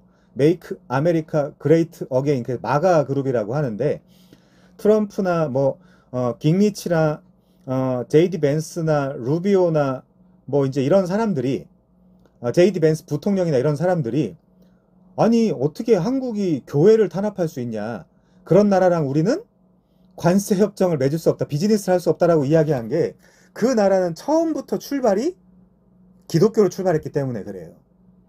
미국은. 아무튼 그런 배경들이 있습니다.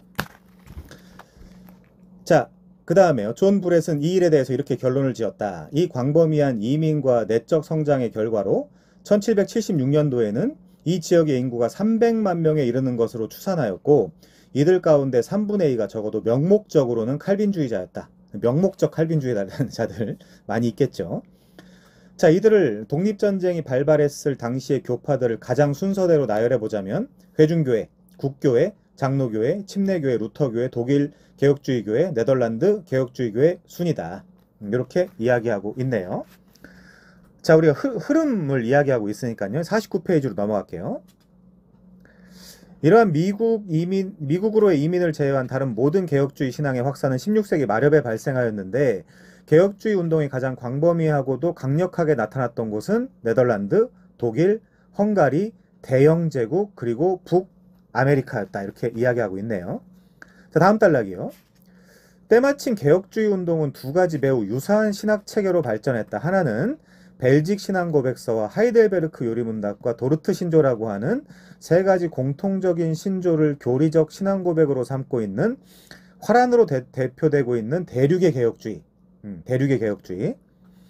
요걸 이제 다른 말로 하면 개혁파 정통주의라고 이야기하기도 하죠. 여기서 이제 발현된 대륙의 개혁주의를.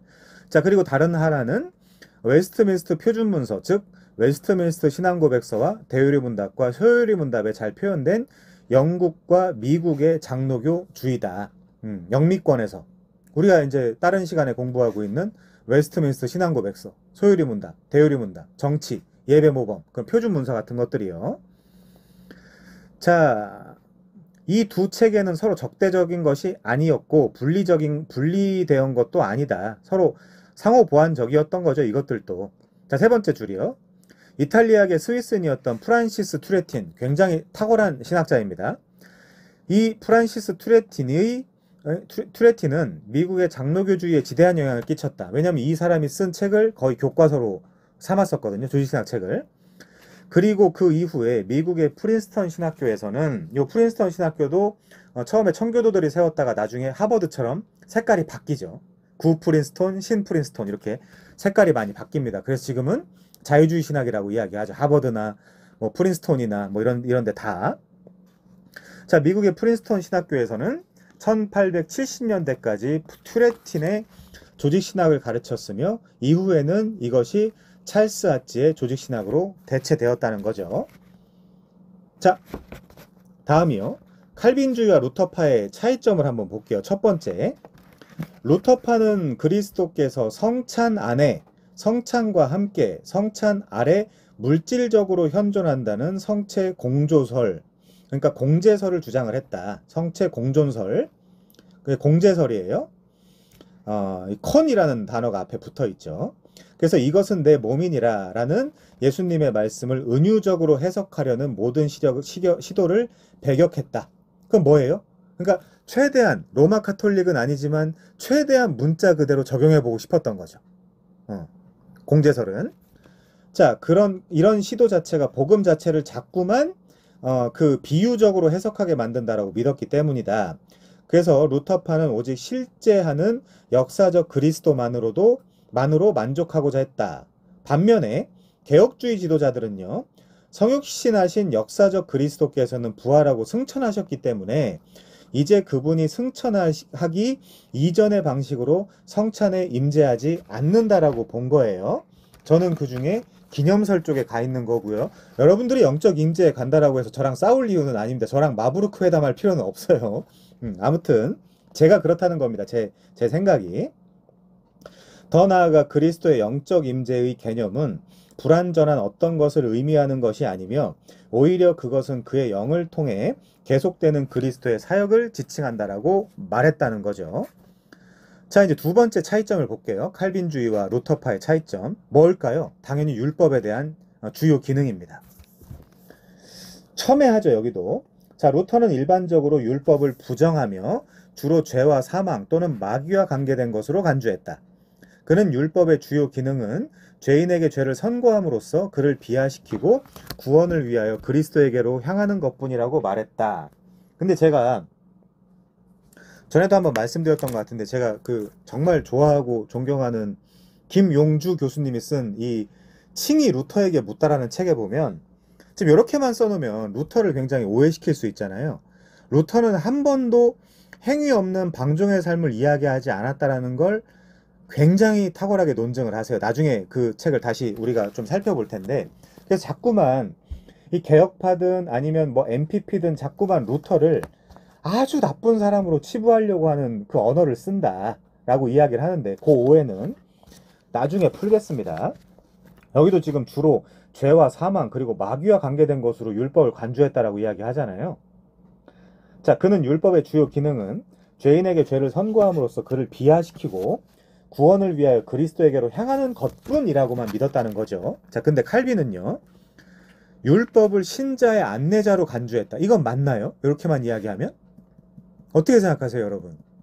이런 어떤 논점이 나오면 자기 의견을 이야기할 수 있어야 되죠. 자, 그는 율법이 하나님을 더욱 가까이 하게 하고, 율법이요? 더욱 열정적으로 하나님께 순종하도록 사람을 격려하는 도구라고 믿었다. 그는 그렇게 믿었을지 몰라도 그게 실제 그렇게 효과가 날까요? 우리 다시 말씀드립니다. 칼빈이 이야기했다라고 해서 칼빈 선생님이 이야기했으니까 나는 뇌를 빼야지. 이건 개혁주의가 아니에요. 성경을 통해서 이야기해야 돼. 논증은 칼빈이 이랬다, 어거스틴이 이랬다. 이거 의미 없고요. 성경을 통해서 이야기할 수 있어야 됩니다. 아무튼 그래서 이렇게 이야기하죠. 신자는 반드시 해야 할 의무를 이행하는 것으로서가 아니라 감사에 대한 순종의 반응으로서 하나님의 율법을 준수하기 위해 노력해야 한다. 따라서 성령의 도우심으로 말미암아 율법이 신자에게 하나님을 향한 감사를 표현하는 길을 제공하는 것이다. 자, 이렇게 이야기하면 애매하고요. 우리가 아까 살펴보았던 14페이지로 돌아가겠습니다. 이 책 14페이지요. 다시 한번 성화를 읽어보죠. 이게 너무 잘 정리되어 있어서요. 성도가 성화를 이루어감에 있어서 성화의 주체이자 조성자이신 성령님의 인도하심이 성화의 가장 중요한 수단임을 성경을 근거로 논증한다. 개혁파가 그렇다는 거예요. 성령 하나님께서 수여해 주시는 은혜의 수단이 배제된 인간의 노력, 능력, 수단, 방법으로는 결단코 성화를 이루어갈 수 없음을 천명하고 있다. 신자와 그리스도의 신비한 연합으로 베풀어 주시는 복음적 은혜의 통로를 통해서만 신자의 성화가 점점 아름답게 이루어져 간다라는 절대 진리를 개혁파는 자세히 설명하고 있다. 이렇게 받아들이셔야 됩니다. 자, 세 번째요.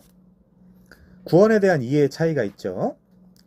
자, 루터파는 그냥 다음 단락으로 넘어갈게요. 루터파는 칭의 교리를 강조하는 것에 머무르고자 하는 경향이 있었다. 반면에 칼빈주의는 칭의 교리를 과소평가하지 않으면서도 이때부터 새 생명의 시작이죠. 개혁파는 하나님의 은혜로 말미암아 의롭다함을 받았다면 이제 하나님의 영광을 위하여 어떻게 살 것인가라는 질문을 던짐으로써 루터주의자들보다 훨씬 더 강력하게 성화교리를 강조했다. 근데 아까 성화교리는 아까 그 14페이지로 돌아가셔서 해석을 하셔야 됩니다. 그냥 노력이 아니에요. 자, 칼빈주의는 구원이 신자의 삶 속에서 어떻게 구원되는지를 설명함에 있어서 루터주의보다 훨씬 더 포괄적이었다. 예수 그리스도를 믿으면 내 안에 성령이 임재하시죠. 내주하시죠. 내주하시는 성령이 하나님의 뜻을 알려주시고 우리로 하여금 그 성령의 열매를 맺게 하는 동인이 되어주시죠. 그분이. 그렇게 해석하지 않으면 이거 종교가 됩니다. 자, 네 번째 예정론이요. 지금 우리가 뭐 하고 있냐면 칼빈주의와 루터파의 차이를 지금 논하고 있습니다. 자, 예정론. 16세기 후반에 접어들면서 대부분의 루터주의자들은 오직 선택교리만 강조하는 것이 아니라 선택과 유기라는 예정교리, 선택과 유기의 이중예정이라고 부르죠. 더블 프리데스티네이션. 선택이 있으면 유기가 있는 게 이거는 논쟁의 여지가 없어야 되는 거 아닌가요? 아니, 누구를 선택했으면 그 선택되지 않은 나머지 사람들은 유기되는 게 너무나 당연한 건데 16세기 후반부부터 칼빈주의자들은 그 교리를 고수했지만 루터파들은 벗어났다는 거예요. 거기서 벗어났다. 자, 선택과 유기라는 예정교리를 주장했던 루터와 칼빈주의자들로부터 16세기 후반에 대부분의 루터란들이 떠났다는 거죠. 그래서 개혁주의 신학자들은 이와 같이 예정교리를 받아들이지 않는 루터파와 포괄적인 하나님의 주권뿐만이 아니라 로마서 9장의 내용과도 배치된다고 믿었다. 로마서 9장 내용이 뭐죠? 내가 에서는 미워하였고 야곱은 사랑하였다. 그 얘기죠. 배치되지 않냐 이렇게 되면. 자, 그러면 칼빈주의자들 보겠습니다. 칼빈주의자들은 선택이 주권적인 은혜로 말미암는 것을 확신했고 유기 역시 주권적이며 정당한 것이라고 믿었다. 그래서 the absolute sovereignty of God. 그러니까 하나님의 절대 주권을 인정을 한 거죠. Absolute sovereignty of God. 하나님의 절대 주권. 그래서 천국에 들어가는 그 어떤 사람도 결코 그럴 만한 자격을 가지고 있는 것이 아니며 지옥에 떨어지는 사람 역시 어떤 특별한 대우를 받는 것이 아니다라는 거죠. 그래서 칼빈이 말한 것처럼 구원을 찬미하는 것이 하나님의 요구하시는 것인 반면 지옥에 떨어지는 것에 대한 책임은 자기 자신을 그곳으로 가도록 허용한 그들에게 있는 것이다. 그러니까 요 부분의 표현은 제가 받아들이지 않습니다. 전혀. 저는 되게 애매한 표현을 싫어하거든요. 그러니까 정확하게는 하나님의 은혜가 임하지 않은 자들에게는 너무나 자연스럽게 뭐 슬픈 일이긴 하지만 지옥으로 갈 수밖에 없는 거죠. 그러니까 그 좋은 것만 하나님의 주권이라고 그러고 나쁜 거는 우리가 책임져야 되나요? 그런 거는 없어요. 자, 다섯 번째 차이점. 예배에 대한 이해. 자, 루터의 개혁은 중세 교회의 예전을 존속시키는 문제에 대해서 칼빈보다 훨씬 온건한 입장에 있었다. 이 예전은 우리 이제 그 장로님과 집사님들과 저희가 이제 계속 토의하고 토론하는 그 문제죠. 자, 따라서 루터주의자들과 칼빈주의자들은 성경이 예배를 어떻게 규정하는지에 대하여 다른 견해를 가지고 있었다. 칼빈은 레디컬하고 드라스틱한 좀 강경한 입장이었고요. 루터는 아니, 성경에서 금지하고 있지 않은데 좀 괜찮지 않냐?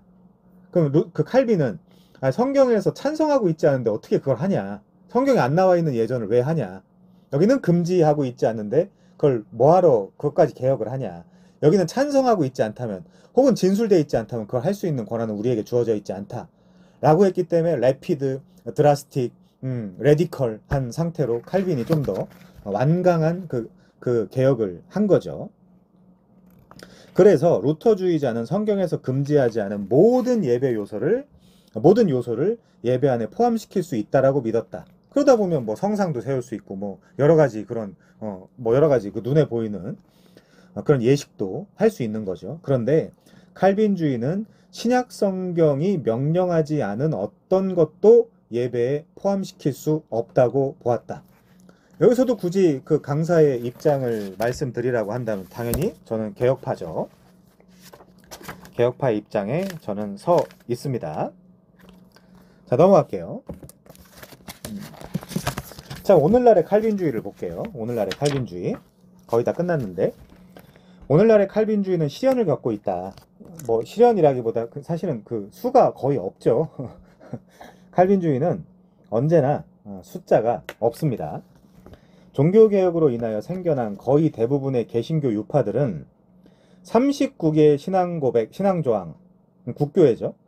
도르트 신조, 도르트레우트 그 종교회의, 튤립을 만든 그 웨스트민스터 표준문서, 상식적으로 신앙고백서, 소요리문답, 대요리문답, 정치, 예배 모험 같은 것들. 그 우리 임직 받을 때 무조건 이걸 그 받아들이고 이걸 가지고 그 임직도 받고 교회에서 봉사하겠다라고 누구나 다 선서하는 표준문서. 장로교인이라면요. 그리고 사보이 선언, 요거 회중주의입니다. 민주주의 절차를 가진. 민주주의가 무조건 다 좋은 건 아니에요. 그 민주라고 이야기하는 그 사람들의 수준이 떨어지면 어떻게 되는 거죠? 아주 잘못된 그 중우 정치가 되는 거죠. 아주 바보 같은 정치가 되는 거죠. 그렇기 때문에 이것도 이거 이렇게 된다라고 해서 그 좋은 게 아닙니다. 그래서 저도 여러 가지 고민 끝에 장로회주의가 가장 그 개혁을 하기에 혹은 그 교회의 어떤 그런 간접 민주 정치이긴 하지만 가장 좋은 시스템이 아닌가라고 저도 생각을 합니다. 자, 그 다음에요. 침례교 신앙고백서. 이런 칼빈주의적 신앙고백에 기초되어 있다. 요즘 대부분의 종교개혁으로 인해 생겨난 개신교 유파들이 그렇다는 거죠. 자, 근데 이 안에서 서로 일치되지 않는 것은 뭐죠? 유아세례 같은 것들. 그리고 그 웨인그루뎀 같은 경우는 지금도 그런 그 기적이나 이적이 지금도 그 교회에서 일어난다라는 입장이잖아요. 뭐 우리가 그걸 반대할 이유는 없습니다. 하나님이 하시고자 하면 하시지만 지금 시대에 그게 필요가 있는가? 필요 없다. 오히려 더 혼란해질 뿐이다. 이제 그런 입장에 서 있는 거죠. 결국 그 기적과 이적으로서 하나님을 바라보게 하는 그리스도의 십자가를 바라보게 하는 것이 그것의 목적인데 목표인데 지금 성경이나 말씀을 통해서 얼마든지 그렇게 할 수 있는 시대임에도 불구하고 대한민국에서 하나님이 기적과 이적을 일으키실 필요가 있을까요? 더 혼란스러워지겠죠. 더. 그러니까 과거로 회귀하는 거겠죠. 자, 그래서 개혁파는 말씀 중심이다. 성경 중심이다. 이게 결론입니다. 자, 그래서 종교개혁의 신학은 수십 년 동안 개신교 복음주의에 많은 영향을 끼쳤다. 그러나 19세기에 접어들면서 칼빈주의 신학은 유럽의 계몽주의나 그러니까 칼빈주의 신학이 계몽주의에 졌다는 것은 무슨 뜻이죠? 칼빈주의자들이 공부를 안 했다는 뜻입니다. 그만큼 계몽주의에 졌다는 것은. 자, 그 다음에 미국의 피니주의와 같은 여러 가지 영향들로 인하여 피니주의는 뭐죠? 찰스 피니 열린 예배. 야, 우리 교회 설교 15분이야. 우리 교회 와. 대신에 우리 교회 그 난타 공연도 보여주고 뭐 그 워십 댄스도 하고 뭐 영상 예배도 하고 막 그런다. 설교 짧고 너네가 설교 싫어하잖아. 설교 짧고 무슨 기도 시간 짧고 문턱을 낮춘 열린 예배. 그걸 찰스 피니가 아주 강력하게 시작했단 말이에요. 그 전에 없었던 건 아니지만. 그래서 여러분 이한머리 아시죠? 이한머리의 부흥과 부흥주의라는 책 아시죠? 부흥과 부흥주의. 부흥은 당연히 하나님께서 정당하게 우리 이 역사 속에 시행하시는 당연히 하나님의 역사고요. 부흥주의는 뭐예요? 자기적으로 혹은 인간의 힘으로 만들어낸 부흥이에요. 그래서 이안 머리가 부흥과 부흥주의라는 책을 써서 야, 지금 시대에 일어나고 있는 그 부흥주의, 예를 들면 사람이 많이 모이고 돈이 많이 모이고 뭐 인프라가 많이 쌓이고 그런다라고 해서 니네 그거 부흥이라고 착각하지 마. 그게 한 400페이지 되는 책의 요점 아닙니까? 결국에는 그 책을 다 읽어보면. 근데 지금 사람들은 어떻게 생각해요? 사람이 많이 모였고 돈이 많이 모였고 막 어떤 기적과 이적이 막 나타나고 야, 이거 하나님이 주신 부흥이다. 그거를 제가 감히 어떤 교수님이라고 이야기할 수는 없겠지만 미국에 가신 어떤 뭘 맡고 있다고 얘기해도 안 되겠네요. 너무 확 나오니까. 어떤 교수님이 미국에 최근에 일어난 그 부흥을 가지고 참된 하나님의 부흥이라고 이야기하는 걸 보면서 정말 당황스럽다. 진짜. 그게 어떻게 부흥이냐.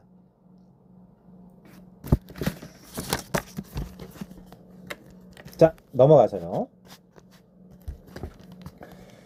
그래서 19세기에 접어들면서 칼빈주의 신학은 유럽의 계몽주의나 미국의 찰스 피니주의 같은 여러 가지 영향들로 인하여 혼합되고 희미해졌다. 그러니까 처음에 종교개혁이 일어났죠. 개혁주의라고 하는 게 일어났습니다.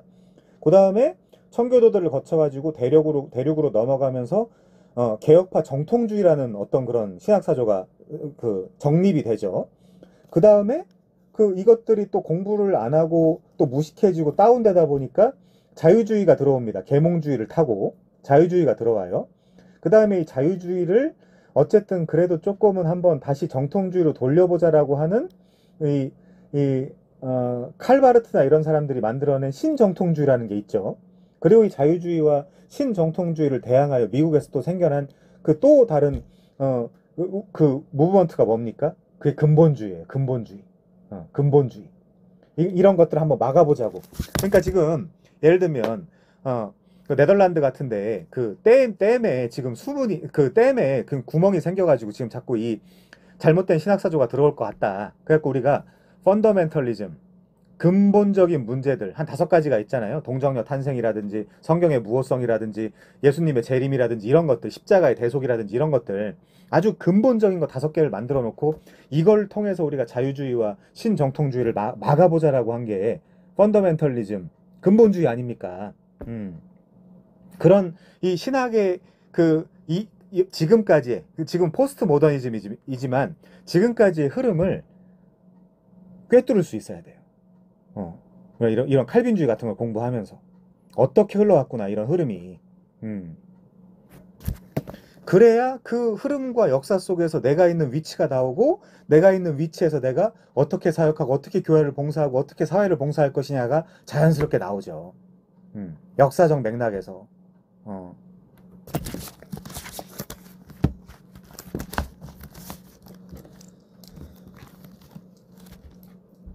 옛날에 카라는 역사학자가 역사는 과거와 현재와 미래와의 대화라 그랬잖아요. 그것처럼. 자, 그 다음에요. 20세기 중반에 들어서면서는 19세기에 일어난 자유주의 신학과 다시 출현한 알미니안주의로 인하여 계속 반복이죠. 그러니까 사람들은 새로 태어나기 때문에, 다시 태어나기 때문에 와, 지금 일어난 이 현상과 이 신학이 진짜 우리의 삶에 대안을 제시해 줄 것이다라는 희망을 갖거든요. 그러니까 그런 어설픈 희망을 갖지 않게 하기 위해서 역사를 공부해야 되는 거예요. 지금 있는 이단들은 과거에 다 있었다고요. 오히려 과거가 더 정교하고, 더 파악하기 힘든, 아카데믹한 그림들로 왔지. 지금 예를 들면 정명석. 너무 싸구려잖아요. 정명석, JMS, 신천지. 너무 싸구려잖아요. 너무. 근데 제가 그때도 한번 말씀드렸지만 지금 개혁교회에서 신천지 출입금지, 뭐 이단 출입금지, 몇 조 몇 항에 무슨 우리 사회에다 고발하겠음. 이게 말이 됩니까, 여러분? 대환영이라고 해야죠. 신천지도 와서 공부하고 논쟁하고 토론하고 JMS도 와서 공부하고 토론하고 논쟁하자라고 해야지. 교회 벽면에다가 니네 들어오면 이 사회에 있는 법적 장치에다가 고발할 거다. 들어오지 마라. 너무 부끄러운 거예요, 사실은 이게. 신천지 하나를 못 이겨가지고 교인 빼갈까봐. 아니 그럼 교인이 안 나가게 처음부터 잘 가르치면 될 거 아닙니까? 교회에서.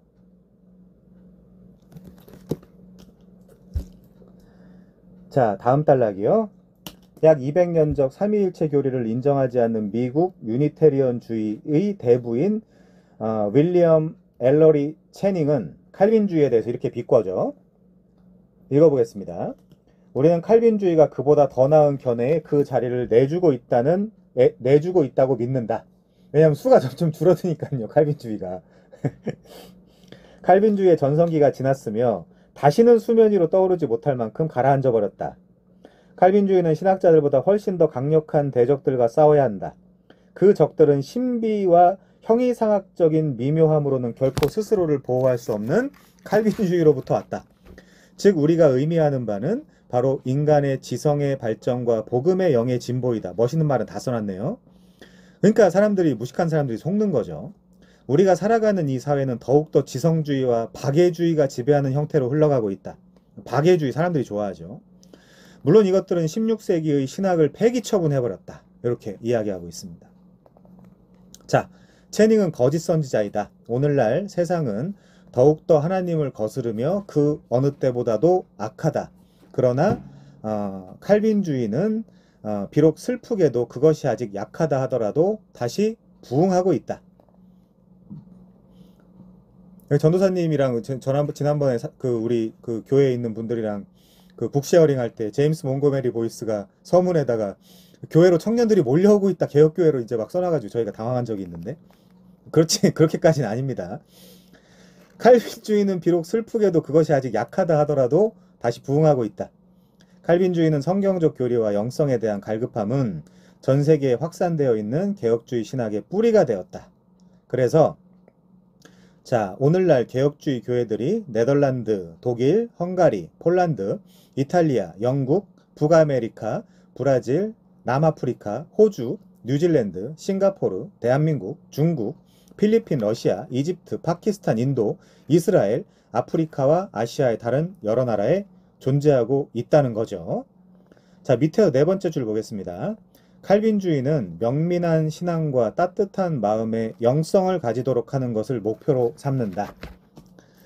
사실은 이 번역을 영성이라고 하셨는데 영성이란 단어를 안 쓰죠. 원래는 경건이라고 우리는 개혁파에선 경건이라고 부릅니다. 영성이라고 안 쓰고요. 굉장히 뭐 단어 자체는 가치 중립적이지만은 지금 시대에서 굉장히 오염되어 있는 단어이기 때문에 제가 전에 저희가 초반에 공부할 때 단어 하나도 웬만하면 타이트하게 우리의 생각과 사상을 정확하게 담고 있는 단어를 쓰는 연습을 하자라고 말씀을 드렸잖아요. 자, 이것들이 합쳐질 때 비로소 누가 번역했지? 아유, 훌륭하신 분이 번역했네요. 이분 되게 훌륭한 분인데.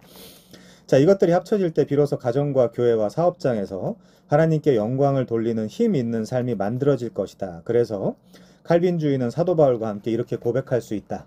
이게 개혁파가 가장 사랑하는 선구 중에 하나죠. 물론 개혁파는 토타 스크립추라기 때문에 창세기부터 요한계시록까지 다 사랑하지만 자, 개혁파를 표현할 때 이 선구를 많이 이야기합니다. 이는 만물이 주에게서 나오고 주로 말미암다가 주에게로 돌아간다. 영광이 그에게 세세 있을지어다. 자, 결국 이것이 성경과 칼빈주의의 삶 그 자체가 추구하는 모든 것이다. 자, 우리 토의를 위한 질문 한번 볼까요? 이런 것에 대해서 답변을 개인적으로 다실 수 있으면 좋겠습니다. 카카오톡에 나에게 쓰는 뭐 이런 카톡 이런 데다가 한번 답을 달아보시면 좋겠어요. 칼빈주의의 역사적 기원은 무엇인가? 아까 제가 윤정훈 교수님이 써주신 그 부분을 제가 카톡방에다가 사진을 찍어서 올려드리겠습니다. 이 칼빈주의가 태동하기까지의 교회사 그 부분을 써드릴게요.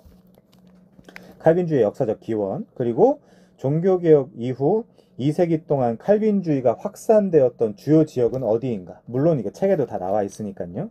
그리고 우리가 그 후반부에 배웠던 칼빈주의와 루터파의 차이점은 무엇인가? 더 나아가서요. 그 다음에 칼빈주의와 지금 현존하고 있는 뭐 침례교라든지 오순절이라든지 뭐 성결, 감리, 뭐 여러 교단들이 있잖아요. 주요한 교단들이 있는데 뭐 성공회라든지 뭐 동방교회, 서방교회 이런 것들까지 포함시켜서 생각하시면 더 좋고요.